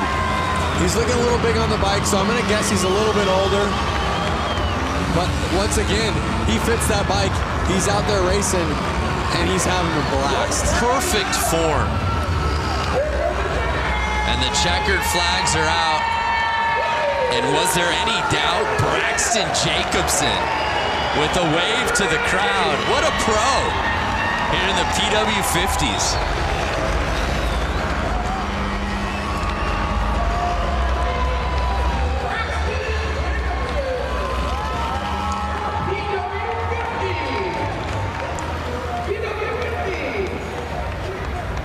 How epic. And he didn't have the inside positioning to start that race. He had to come from middle of the line there to get that hole shot. He had his eyes on the prize. That's a fact. It's so inspiring to watch this. My daughter's 2, and it definitely gets me excited to get her on a little mini motorcycle like that. You don't have yours from when you were racing it 4, do you? It's got to be in a garage somewhere. I don't have it, and I regret not having the chance to keep it, but I was 4, so if my parents sold it, they probably sold it to get me a bigger bike. But you know what? Let's try something right now. If you're watching this and you bought that bike 20 years ago, get in touch with us. Just comment. At Lance Corey. Yeah. Just say, hey, I got your bike. You don't even have to sell it back. Oh, you're actually looking for the person. Yeah, with I'm looking for the original bike. Okay. Yeah. I like that. Well, it's been a great night of racing so far, and with plenty of action still to come. Let's take a moment now to get to know a very special family of riders in the Harley community in a series we like to call Beyond the Track. My wife, her name is Liz. Our first date was actually a motorcycle ride. From there, we just knew that we both loved two wheels. We have 2 sons. One's name is Charlie, and the younger one is Oliver. Immediately, those guys both loved motorcycles. Whoa, big wheelie. And they would see Dad riding down the road, or Mom on her Harley riding down the road. It just keeps us energized and excited as a family to get out and just be on 2 wheels together. It was just in their blood immediately. Eventually, we bought the little Harley-Davidson Power Wheels. Had a blast on those, doing donuts and all that sort of thing. From there, it just took off. Flat Out Friday is a non-stop, action-packed show for kids and adults of all ages. So this year, I'm going to be racing in the amateur 450 class. And then the boys are going to be racing as well. Now I get to be part of a pit crew, seeing as how my 4-year-old is racing his little PW50 this year for the first time. As a dad, seeing the kids out there and my wife getting out on her dirt bike, it brings me so much joy. Like, I'm just lucky that, you know, the boys got into it. I found a beautiful wife who loves it too. That is amazing, and that's what makes motorcycle racing and Flat Out Friday a truly family affair. You know, it's fitting, being in Harley-Davidson country, that Diana is joined by our next guest. Diana, who do you got for us? I'm standing here with some Harley-Davidson royalty. Bill Davidson, the great-grandson of William A. Davidson. It's an absolute honor to be standing here with you, especially here with the Flat Out Friday, the Mama Tried weekend. Thank you so much for coming. How has your week with Brewtown Throwdown been going so far? It has been outstanding. It's so exciting to be here tonight at Flat Out Friday. All the riders here, all the enthusiasts here, the excitement, you can hear it, you can see it. It's awesome. That's right. Well, you know what? We started our week off at Brewtown Throwdown. Then we head over to the museum, go to the restaurant, all that good stuff. You are the vice president of the Harley-Davidson Museum. If someone has never been there, what can they expect when they go there? Well, the Harley-Davidson Museum is like a treasure chest. It's over 115 years of Harley-Davidson. So you can just imagine the motorcycles, the memorabilia. We've got special products like Elvis Presley's Sportster. We've got a double-engine knucklehead called King Kong. Peter Fonda's Easy Rider motorcycle. It's an amazing place to come and visit and experience what Harley-Davidson has created over this 115-year time span. It's outstanding. It really is outstanding. I hung out at the museum during the 115th anniversary. I was busy nonetheless. I didn't even have to leave the museum because if I wanted lunch or dinner, I could just head over to Motor. There's so much more to do at the museum than see the museum. Absolutely. There's a great restaurant called Motor. There's a bar called the Can Room.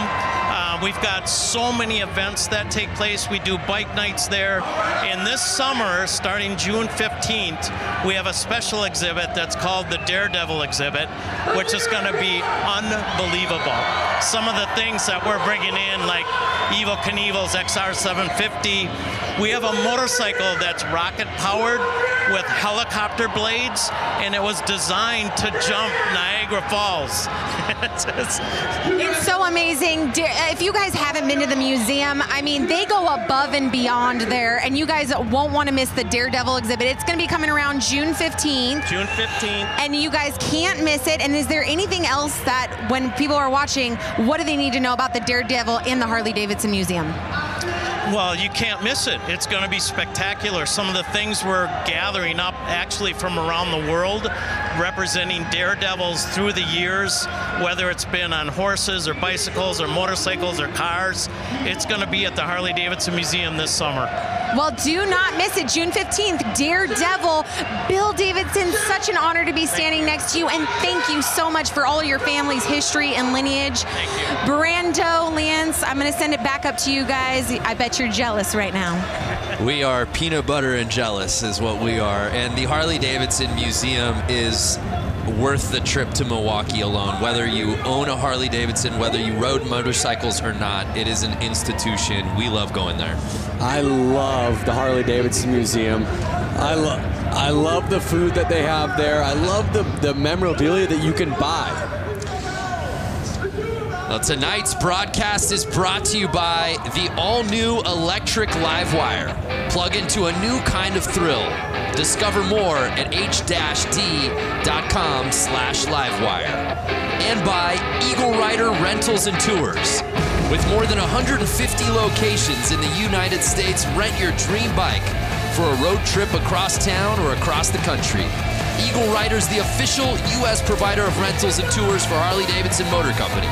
Visit eaglerider.com to learn more.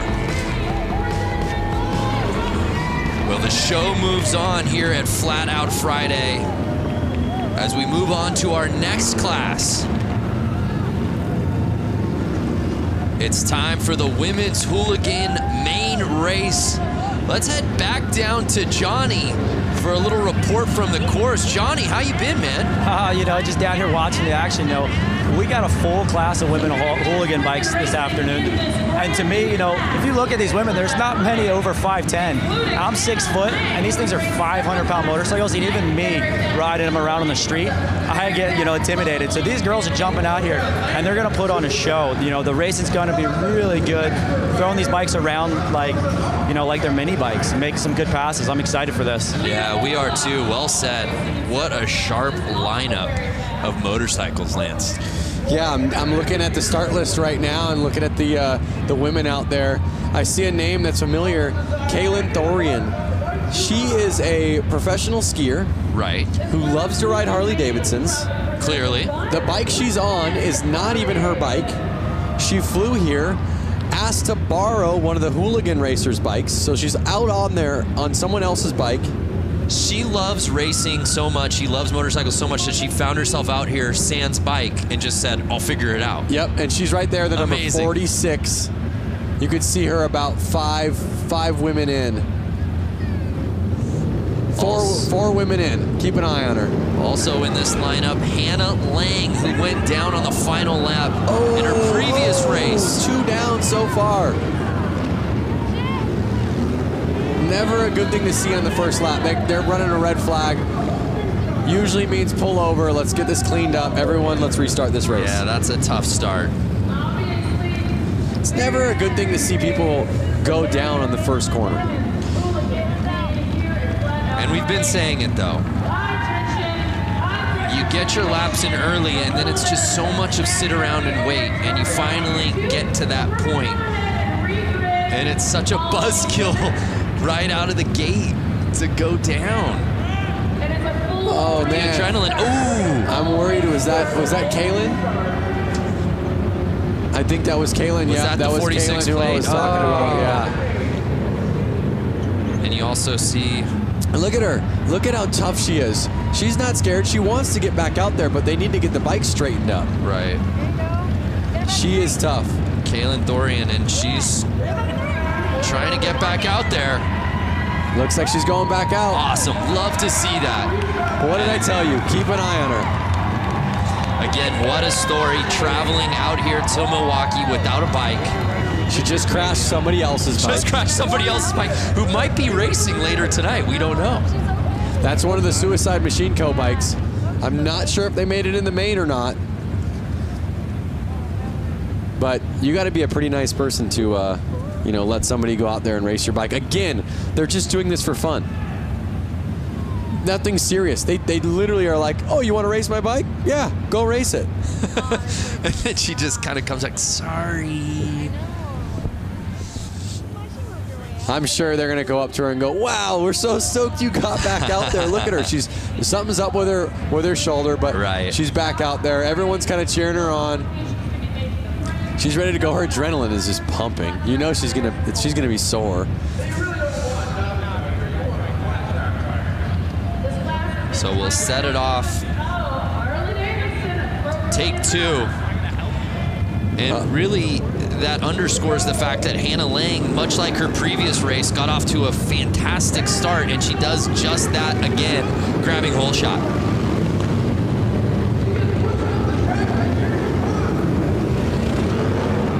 Hannah Lang looks to have qualified first, and now she's in the lead. We'll see if she can keep that fastest lap time in the front of the track. So she's holding on to the top spot, but she's on the outside. Oh! And she pushes off. That was Lassen. That was Lassen, who was right behind her. Kristen Lassen was pushing hard, but pushed a little too hard.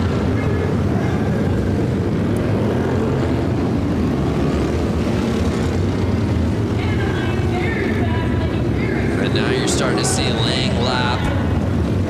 Orloff sitting behind her. But I don't know, it's still early, Lance, who's going to catch Hannah Lang?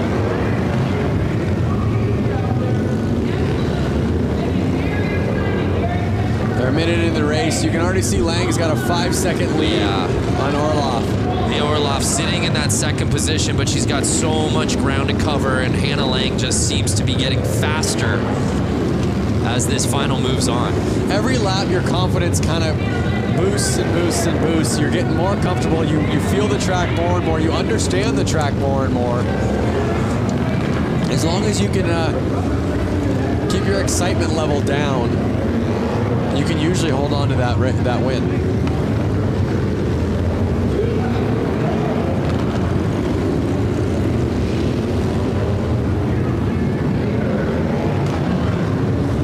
Two laps to go. Hannah Lang, can she go the distance and win this thing from start to finish? And she does just that, the unofficial results dropping. And the thing that really stood out to me, Lance, was just how comfortable she's looked on this course, and she's probably ridden more than anybody out here on this lineup as she was part of that women's main just a couple of races ago. I actually believe I ran into Hannah Lang in the pits, and there was a couple other racers kind of pointing her out, saying, keep an eye on her. She's going to be the one with the win tonight. So I think the whole kind of pit knew it, the whole crew knew it, and she pulled it off. Well, Hannah looked so good in the women's main, but wasn't able to take the top spot. That changed here in the women's hooligan as she takes it. Again, got to give that street credit out to Kaylin for pulling back out there on the track after slamming down on that concrete. Yeah, so our results officially in the books here in women's hooligan. Hannah Lang fending off Leah Orloff and Mallory Lee to take the top spot. And of course, Kaylin Thorian just outside of that top 3 spot, settling for 4th. Let's head down to Diana, who's with Hannah. Standing next to the winner of not only this race here at Flat Out Friday, but at the 115th anniversary, she also won the Flat Out race. She's built this bike. Not only this, she dominates on the course. Hannah Lang, what makes you so superior to other women on the course? I guess I do come from a very good dirt track background, and I have a great team at Westman Harley that builds great bikes, and they helped me build this one for this year. Well, she's taking home another win. Guys, we're going to send it back up to you. Hannah Lang taking the win here tonight. Yeah, Diana reminding us of just how good she was at the 115th. Yep. Late last year. Confidence is key. So we turn our attention now to the next class. It's time for the amateur main.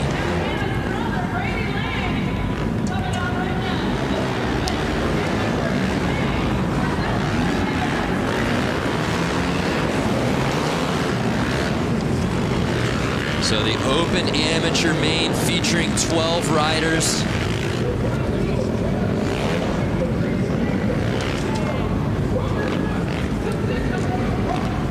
Headlined by some familiar names, including Matt Schmidt. I see number 90 of Brady Lang. I'm wondering if that's a relative. Oh yeah, of Hannah, possibly. A family of racers. Our boy Brewski back in the mix. Ezra Brewski. I saw Cody Funk earlier racing. See him out there again.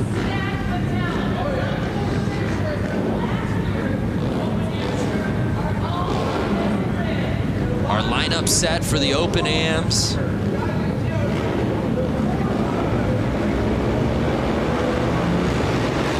Chaz Maimon Jr. on the inside. Can he grab the lead early? He does just that. Hugging the inside so he doesn't get past, staying on the gas.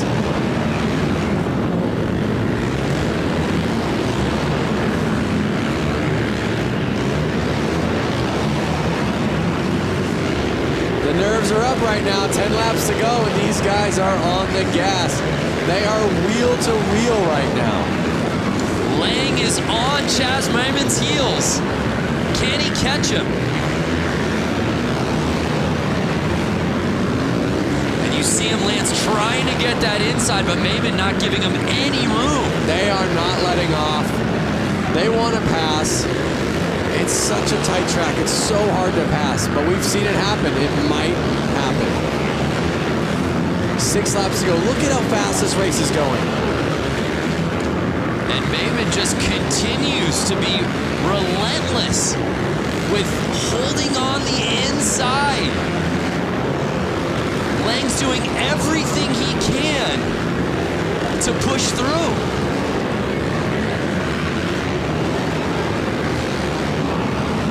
Now, when you're sitting in that second spot, as Lang is, you know the strategy. I've got to get to the inside. I got to get to the inside, and you're not getting it. At what point do you just figure out, I got to make this pass one way or another? Did he make the pass? Did he make the pass? Oh, man down, rider down. He's in the lead. He made the pass.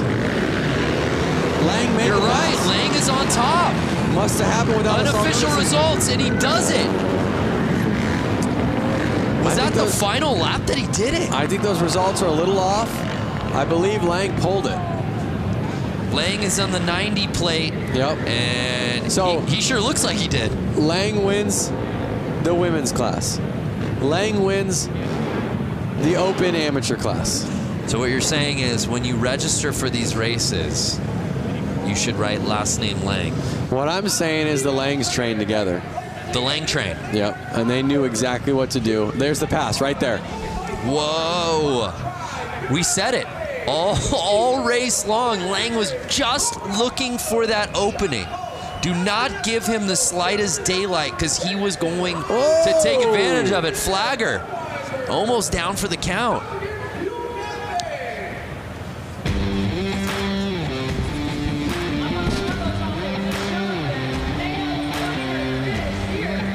So it appeared that Brady Lang, when it mattered most on the final lap, was able to make his pass to the inside. Let's send it down to Diana. Here with Brady Lang, the winner of tonight's Flat Out Friday, but he also won at the 115th anniversary. Now here he won, making a clean pass on Maimon. Walk us through what happened. Well, he was leading, I was working on him, and he screwed up and I took advantage of it. Taking advantage of it. And I know for those of you watching on Facebook Live right now, you can't hear the crowd, but you know what? That one got him good. Is there anyone that you would like to thank and also congratulate your sister, both you guys winning here tonight? Yeah, I'd definitely like to thank Southeast Sales, West Bend Harley, Spectral Oils, Bell Helmets, Trier Distributing, Moose Racing, Promotion, and that's all I can think of for now. All right, congratulations. Another Lang on the podium. Brando Lance, back to you. Brady Lang is an absolute gamer. Diana, next time you ask the winner, I want to know like what they had for breakfast and lunch. Were they so nervous that they could barely eat? or did they load up? Yeah, what was the meal of choice today? Were you a guy, you obviously competed at the highest level at X Games, winning gold. How about nerves? How much did that play for you on race day and contest Nerves day? were huge, and I always tried to eat a super bland meal. I would eat rice, chicken, something that I knew wasn't going to mess my stomach up. I'm sorry, Lance. We'll have to continue this thought in just a second. I'm not quite sure what's happening here. In Milwaukee, hanging out, having a great time. I brought some of my guys with us. We're having a great time watching the riders in the back, watching the races, doing a great thing. We want to thank everybody for coming out tonight. Let you know we got a big show coming up at Turner Hall in September. We got a couple other big shows coming up. We hope to see you guys if you're in town. I want everyone tonight, have a drink, have a good time, get a little rowdy, get a little crazy. It's become rogue down here on the course. Diana, what's going on down there? You know what? I have a little bit of wrestling experience, and this to me looks like a showdown. Oh my goodness. You're so lucky, Brandon, that you're not down here because I feel like they would break you up into little pieces. Oh, wow. They would just chew you up. Tell me how you really feel. Jeez. Oh no, they're not gonna. Diana, they're not gonna throw him on this table, are they? No. Whoa. Thank you, Milwaukee. Lance, the man has a family, Lance. What did they put in their Wheaties this morning, guys? That's what I want to know. They just threw that man on a table and broke the table. Was that Vance or Lance? Hey now, hey that was now. Lance's alter ego, Vance. You know, that's got me thinking, Diana, Lance. Obviously, these wrestler takeover. What would be your wrestling name? Diana, what would, if you're wrestling, what would be your nickname? You know what? I honestly can't even answer that because I don't know. Why don't you give me a name, Brandon, right now? Give me a name. Diana. What rolls off the tongue with Diana? Dirty Diana. Okay, you said it. If you could say it, I could. That would be your walk-in music. Yes. Michael Jackson, Dirty Diana, right? I would even do the little hip thrust, you know, like little pop that he does. Woo! Ow! Lance is quiet. Look, you can't even get a word out. He's just. I was the one that went. Ooh. Oh, okay, you mean Lancelot? Lancelot. That would be, and he would be like a night theme, like sort of a middle-aged theme, Middle Ages. Exactly what I was just gonna say. He would come out to the Lancelot music, have a sword. Girls would love him. Diane, how's it going over there? Diane, is that you? Vance and Diane, the alter egos have come out. Oh my gosh. Hey, it's time for some racing. Who's ready for Boonie Man? Boonie, the best race of the night. Boonie Mains. Lance, you love this one. Talk to us about Boonie Main. Boonie Main, basically, they got to be on a pull start bike. It's got to have no suspension. I guess they probably get a rear brake on those things. It's kind of something that you would pull out of your shed with your lawnmower motor in it. It does sound like a lot of lawnmowers.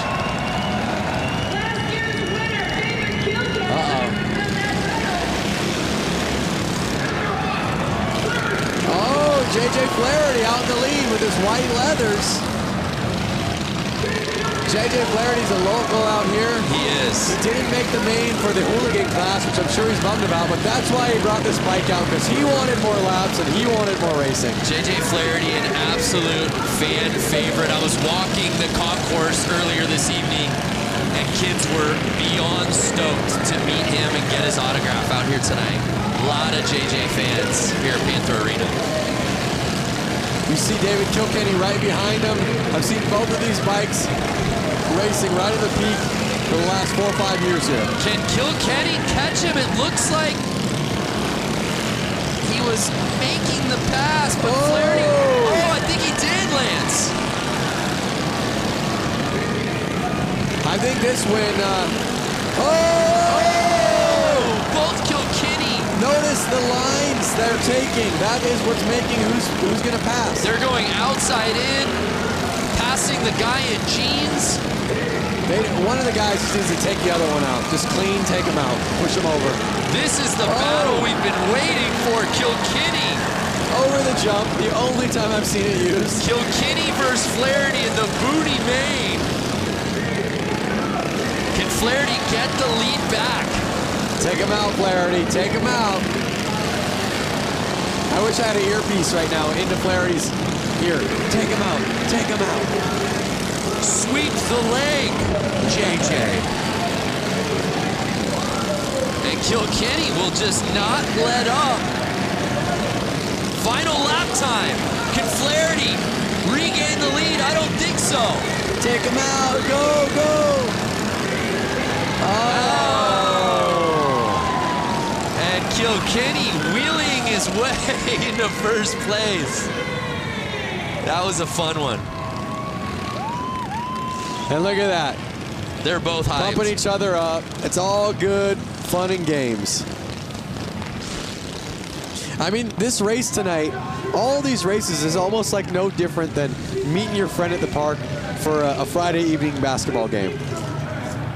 It's more just about getting out there and having fun. That they did. Oh, rubbing is racing.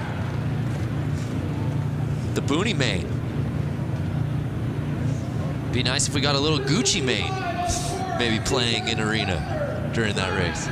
For the Booney main? For the Booney main. Killing me.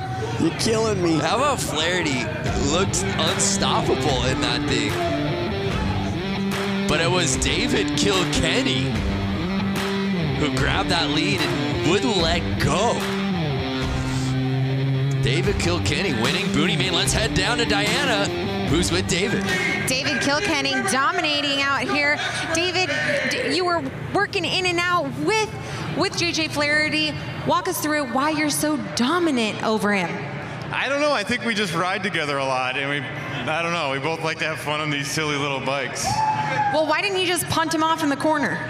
I don't know. I mean, I was just playing with JJ. We just kind of play back and forth, and whoever wins, wins. Well, congratulations. No stranger here to the podium. David Kilkenny taking the win here for the Booney bike. Whoever wins, wins. Isn't that the spirit of Flat Out Friday? I mean, that's the slogan right there. You're winning if you're out there. Whoever wins, wins. Shrug the shoulders. Exactly.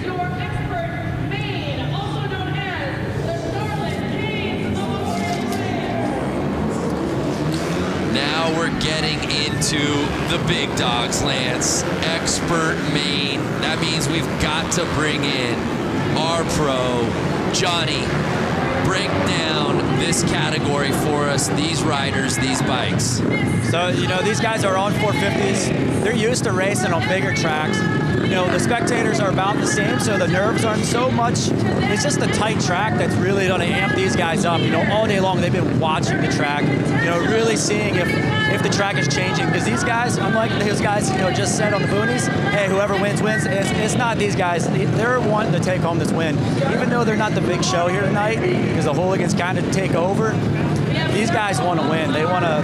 They have bragging rights because this is all season for them, and they want to go into the season saying, "Hey, I won Flat Out Friday. I bumped the guy out of the way." You know, it's going to get aggressive. These guys are going to put on a good show. You know, and it's going to be a quick race. It's going to show some cool racecraft out of these guys on this racetrack. Yeah, that's a really good point from Johnny. It is a really nice teaser for the season for a lot of these guys. On top of bragging rights, there's something about getting this win here tonight. And just to add this to your resume as another win, sure. It always helps your resume to have one more win on it. And they're off. It was the 65 who got the lead. And oh my, the 20 plate. Doing a little bouncing and taking over the top spot. One of Harley-Davidson's themselves. Jared Vanderkoop.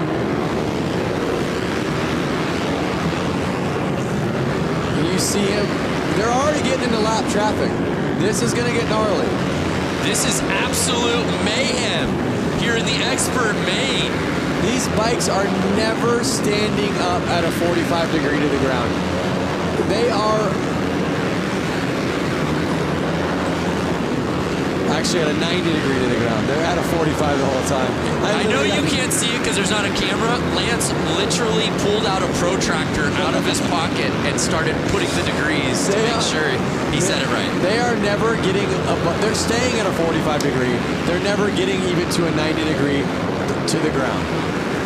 So Vanderkoy in first place. Oh, a little tap. Like, get out of my way. As he's making the this. laps. Bronson Bowman behind him. Corey Texter sitting in third. And I don't know if Johnny's mic is open. Johnny, can you hear us down there? Hear you loud and clear, man. Yeah, talk to us so far. We're early in this race, man, but the level of racing. Loud for me. I can't hear you guys. I really want to hear from Johnny on what's happening right now. That's how loud it is down there. Yeah. They are on the gas. Oh, he's down. He's down. And Vanderkoy going down, our current leader, no! Which creates an opening for Bowman. 22 laps left, though. Still plenty of time. The longest race we've seen tonight, but this may go by the quickest because of how fast they are going.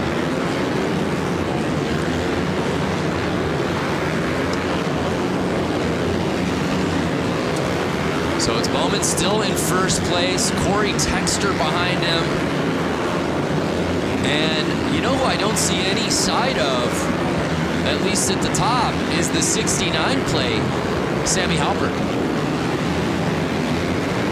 Notice how fast these guys are changing positions right now.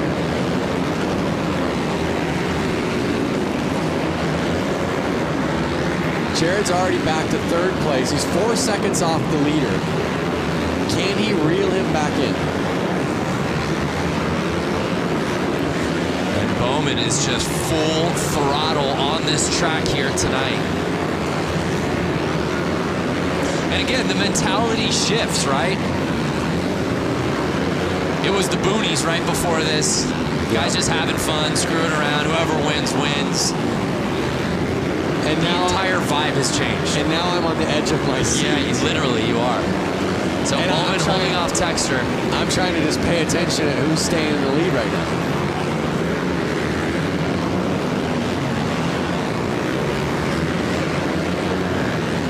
So Texter just over a second off. It's really a two-man race. Final 9 laps to go right now. Spotlight is staying on Bowman. But again, credit to Vanderkoy for getting all the way back in. Now he's sitting in third. 8 laps to go. 7 laps to go. You're right, though. In the blink of an eye, we went 25 down to 6 laps. Yep. That 1/16th track will do that to you.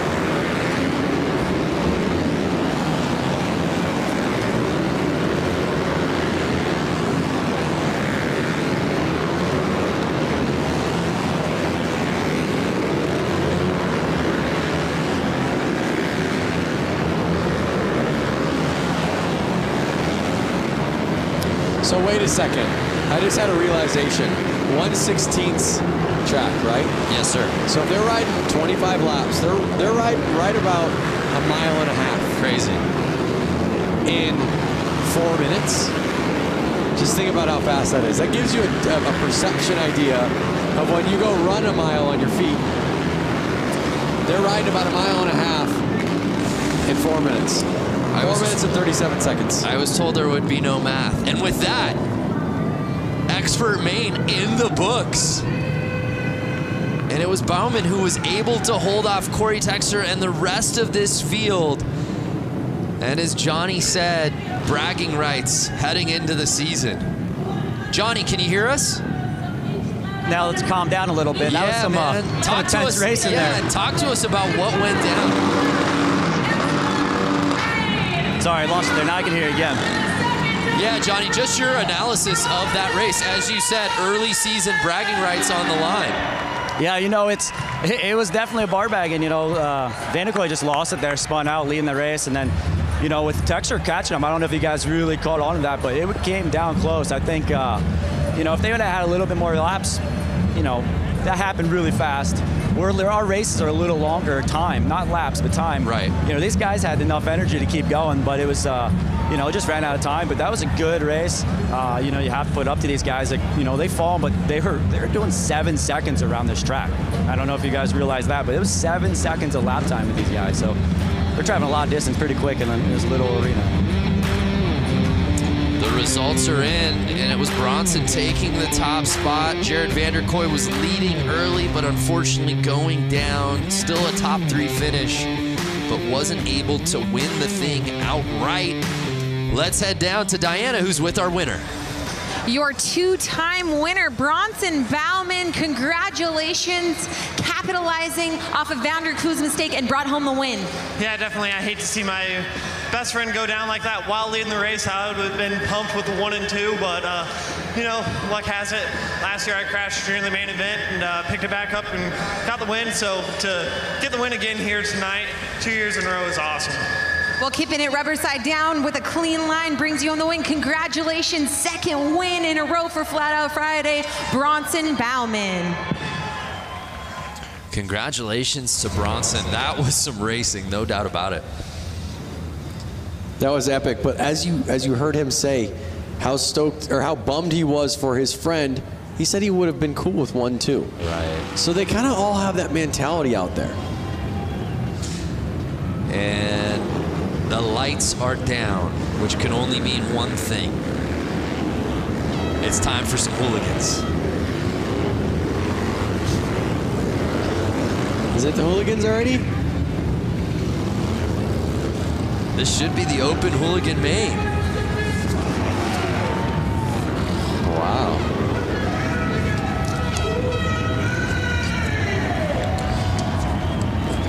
The night is going by so fast. Crazy. I'm like, we're already to the hooligan main? Really the foundation of Flat Out Friday. The spirit of this night of racing is really headlined by this class, Lance. A group of guys that really got this going from Southern California that made it kind of known in the social media world and showed the fun about it and showed that you don't need to take it too seriously. You can have fun. You can build these bikes in your garage. You can work all week. You can go out with your buddies and you can go race. And it's really caught on nationwide and I'm sure worldwide. And it's just so cool to see this class have 100 people sign up for it today. Unreal. So a lot of familiar names in this starting list, and they're off.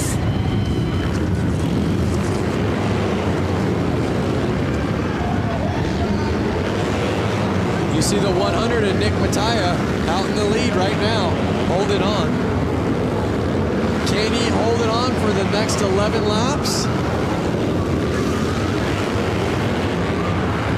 Heverly right behind Mattia, but right now, Nick is building a sizable lead.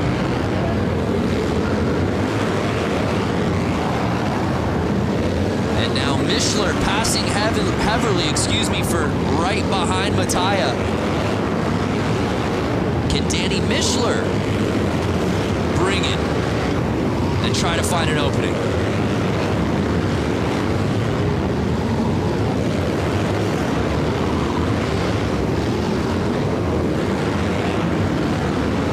Laps to go, over halfway through the race. Nick Mattia just making this thing look effortless. You can see how calm he looks. You can see how smooth he looks. And that's what really you see in most winners. Now Benny Carlson has jumped up into second place. Oh no! Heverly passing Carlson for second. I don't know who's going to be able to touch Nick Mattia for that top spot. As he passes the checkered flag. Nick Mattia getting the whole shot and never looking back.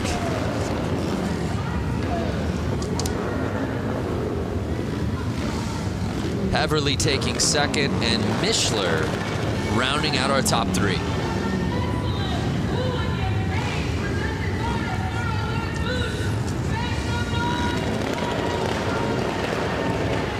Look at that, rubbing his racing. Yeah, there's a great look on the inside.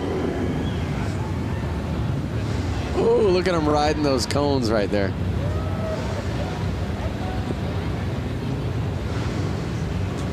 But Nick Mattia. Is this the crash? Look at that. Yeah. See what it is? The side of the motorcycle touches the ground, which lifts the rear wheel off the ground, losing all traction. Bike goes sliding. So Nick Mattia taking the win, heavily contested though. It was really a battle for second place between Carlson, Mishler, and eventually Heverly, who ends up taking that spot. But it was Nick Mattia winning the Hooligan Main. Let's head down to Diana, who's with Nick. Standing with the winner, Nick Mattia, congratulations, taking the whole shot and running a clean, solid race to the finish. Yeah, thanks to my dad and everybody that helps me so much. I got a rocket start and was able to get out front and just kind of put in some consistent laps. You were just telling me that you pretty much came here and reclaimed the Mattia name. I'm not going to say that there's a ton of weight on my shoulders, but I felt like I needed to do something after my brother's crash last year, riding Charlotte's bike with 2 laps to go. And I'm happy to bring home the win, especially for him. He just had knee constructive surgery, and he couldn't be here today, but this win is for him because I know he wants to be here. Well, a huge win. Congratulations to Nick Mattia and the entire Mattia family. Brando Lance, up to you. Yeah, thank you, Diana. Nick Mattia leaving no doubt about it. We turn our attention now to one of my favorites, the Vintage. The Vintage Main. I'd love to head down to Johnny if he's there. Johnny, I don't know if it's too loud. Can you hear us down there? Sorry, I can't hear you guys. That's okay. We'll come back to you in just a little bit. Actually, as these guys get onto the starting line. How about now, Johnny? Get me a little better. We'll get back to Johnny. I love, you know, as we said before, you go around the tunnel here at the arena and you get to see all the different bikes, and a lot of the guys who are riding in the same classes tend to birds of a feather. They're all kind of hanging together. It's unmistakable when you go by the Vintage bike area. It is unmistakable, and I think if I had a vintage bike, I'd be out there racing it too. I feel like you do have a vintage bike, do you not? I have a 56 Panhead. Now, I would not be racing that. You wouldn't take that out? It's not really, it's a chopper. It's not really a race bike. Okay. These are a little bit more vintagey race bikes. You can tell with the vintage bike, you hear a lot more two-strokes. That was a little thing in the past. I can even smell the two-stroke smell right now. I hope everyone watching it on their screen can smell it. And they're off. The 37 plate getting the whole shot. That's Moldenhauer.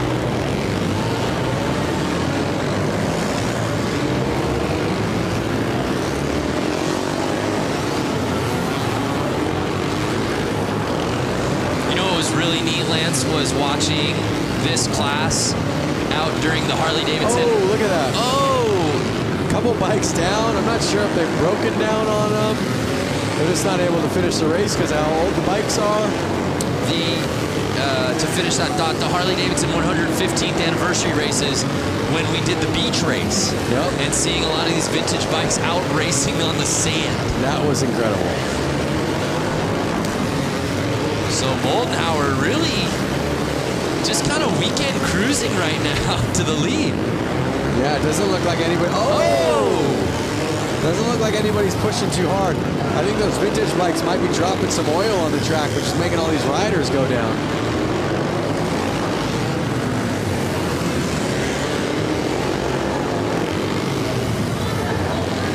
So 4 laps to go. Moldenhauer with an easy lead. Girono behind him. He's kind of right on him. It's not an easy lead. Yeah, Girono making it interesting now. He's catching the 0 plate. He's right there. It's a little confusing because you see the 22 on his back and the 0 on his bike, so it was a minute to figure out who it was, but he held on. Yeah, Moldenhauer, you're right. It was just tough because he had built such a lead. You just felt like he was lapping everyone in the field. Yep. But he's able to hold on, and he gets the win.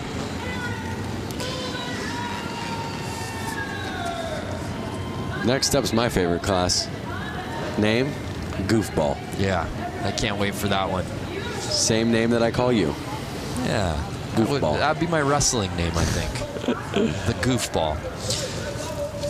So congratulations to Moldenhauer, who grabbed that whole shot and then clinged to the lead. He said, "You shall not pass." And no one did. It's his race to win.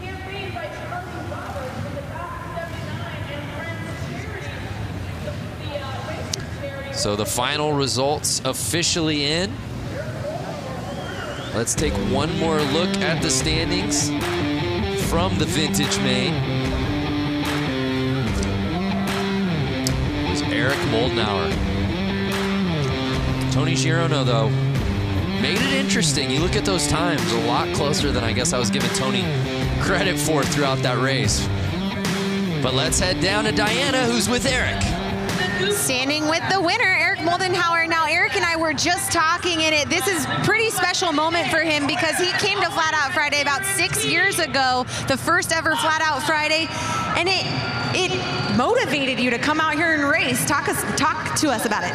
Well, the first time I watched this, I was sitting right over there, and I thought I can do that. So here I am. That's a pretty special story, and you're sending the message to anyone in the stands tonight. Any of you guys watching through the world on Facebook Live right now, you too can come here and you can win a race. Motivated, how was that race for you? It was the best race I've ever had, so that was amazing. All right, well, congratulations taking the win in the vintage class, Eric Moldenhauer. Thank you, Diana. Tonight's broadcast is brought to you by Screamin' Eagle Performance, engineered for specific torque and horsepower gains. Eliminate the guesswork. Go to screamin'eagle.com. And by Harley-Davidson Riding Academy. Learn to ride from the experts and build your skills on 2 wheels in just a few days. Look for a class near you at h-d.com/learn to ride. I love the Harley-Davidson Riding Academy. You could literally find this in any city in the country. Oh my goodness. We've got a chicken on the course. When you see it, you know it's time for the Goofball Main. If that bike in particular looks familiar, it should. I believe that's the cop bike that won this class last year. And was a pizza bike at 1 year. Yeah. That team comes out pretty strong every year with a pretty rad build. So for the uninitiated, this is our final class of the evening, the Goofball Main. Costumes on the riders, bikes dressed accordingly. I believe I see a Devo member out there. What would you call that with the red cap on him? Yeah, that's Devo. What's Devo? You don't know Devo? No. Please explain to me and the viewers that don't know. Do do do do do. You know the band that sings that song? Yeah. Whip It Good? Yeah. Yeah. That's what they wore. That's the costume. Oh, okay. Yeah. I didn't know that. Oh, did you think that was like such a nuanced thing that only I knew? I have no idea. I see a gorilla out there. I see 2 gorillas. Okay, well, yeah, I see, was that, it looked like Animal from the Muppets. That guy's like getting like a Elton John Vegas show, and then the farmer on the chicken. And how about the back line? I feel like I see an Abominable Snowman. And they're off. Whoa! Oh! And it's the boa. The Vegas Boa. Yeah, baby. Zastro. Look at him popping wheelies every lap. He thinks he's got it. Well, he's got 14 laps to go, so he better keep it safe. Dude, I'm getting a very 70s Elton John look to Zastro, who's in our lead.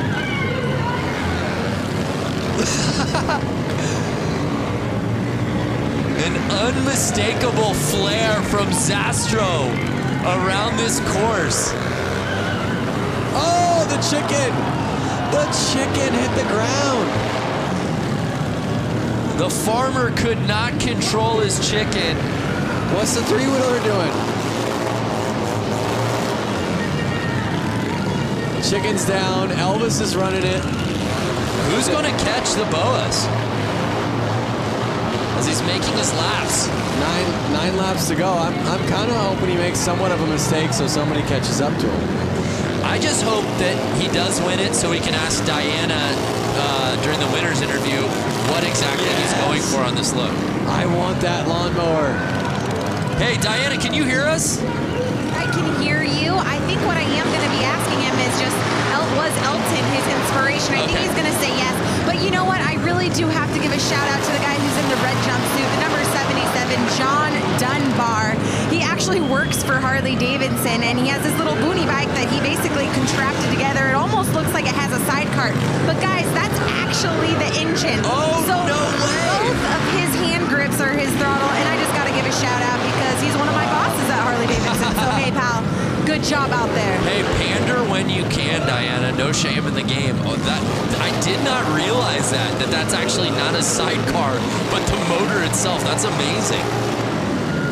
I think he legit has two motors on it. Two engines on it, I should say. Bike's off to the side. Everyone's being goofballs. And I saw the checkered Did the checkered come out? The checkered came out. I don't know if there's confusion out on the course. I think they're just trying to get him off the track. Get your goofballs off the track. So Zastro. Uh-oh. Joe is freaking at Goodland. He's letting it go. The farmer. Hey, if you can't burn out in the goofball class, when can you, Lance? He's trying to shut his bike off. Stop, stop. And you see the police lights shining through the kit. What came first, the chicken or the hen? I think the chicken. And they're not getting off the track. No, they're not. Can you blame them? I want to see a wheelie for an entire lap. It can happen. It can happen. So that was awesome. Let's relive that first lap. Look at that save, though. And let's not forget, he being the farmer and the chicken, the farmer in the Dell, won this race last year as a police officer. But it was Zastro in what I believe to be 70s Elton John garb taking the win.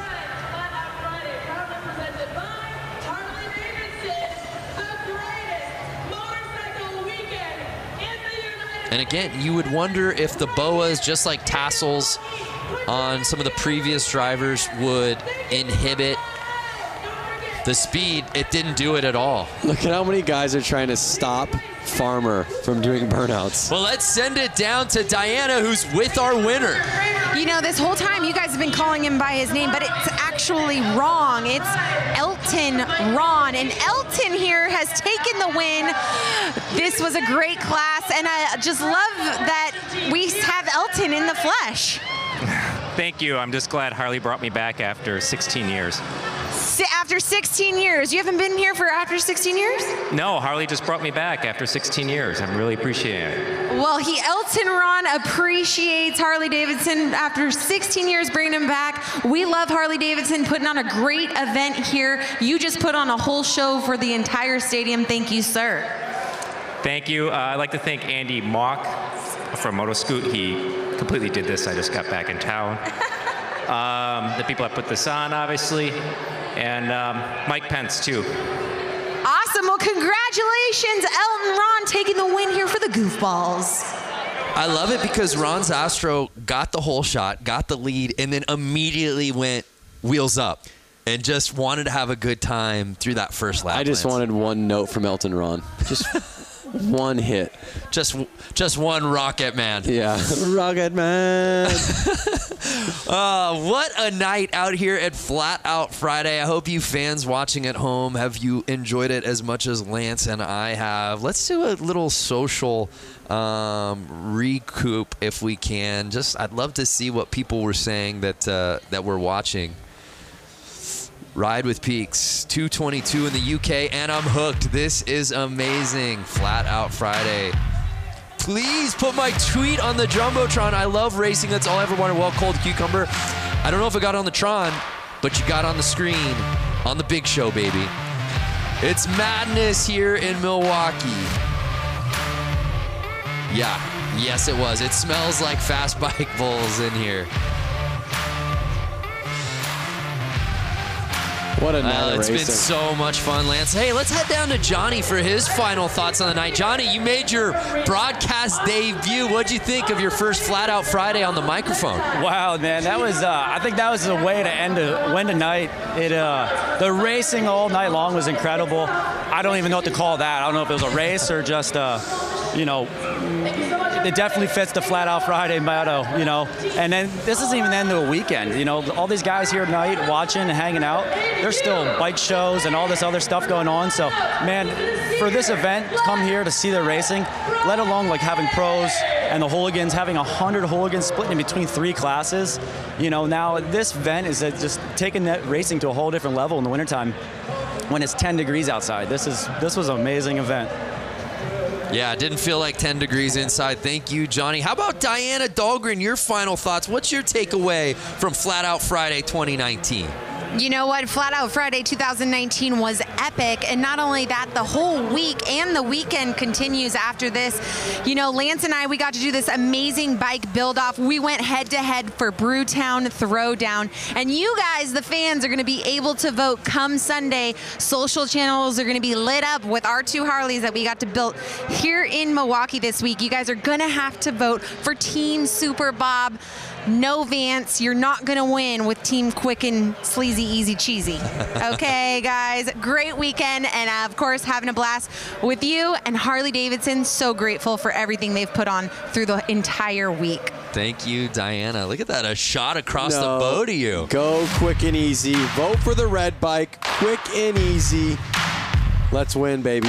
So Lance, Corey, it was an amazing night. So many different classes. What stood out to you here on Flat Out Friday? I mean, being a dad myself, what stood out to me was honestly seeing the kids on the bicycles and seeing the kids on the PW50s. And again, they got to race and ride on the same track some of the leading class pros are racing on tonight. What an evening. So much good stuff. Our thanks to our friends at Harley-Davidson.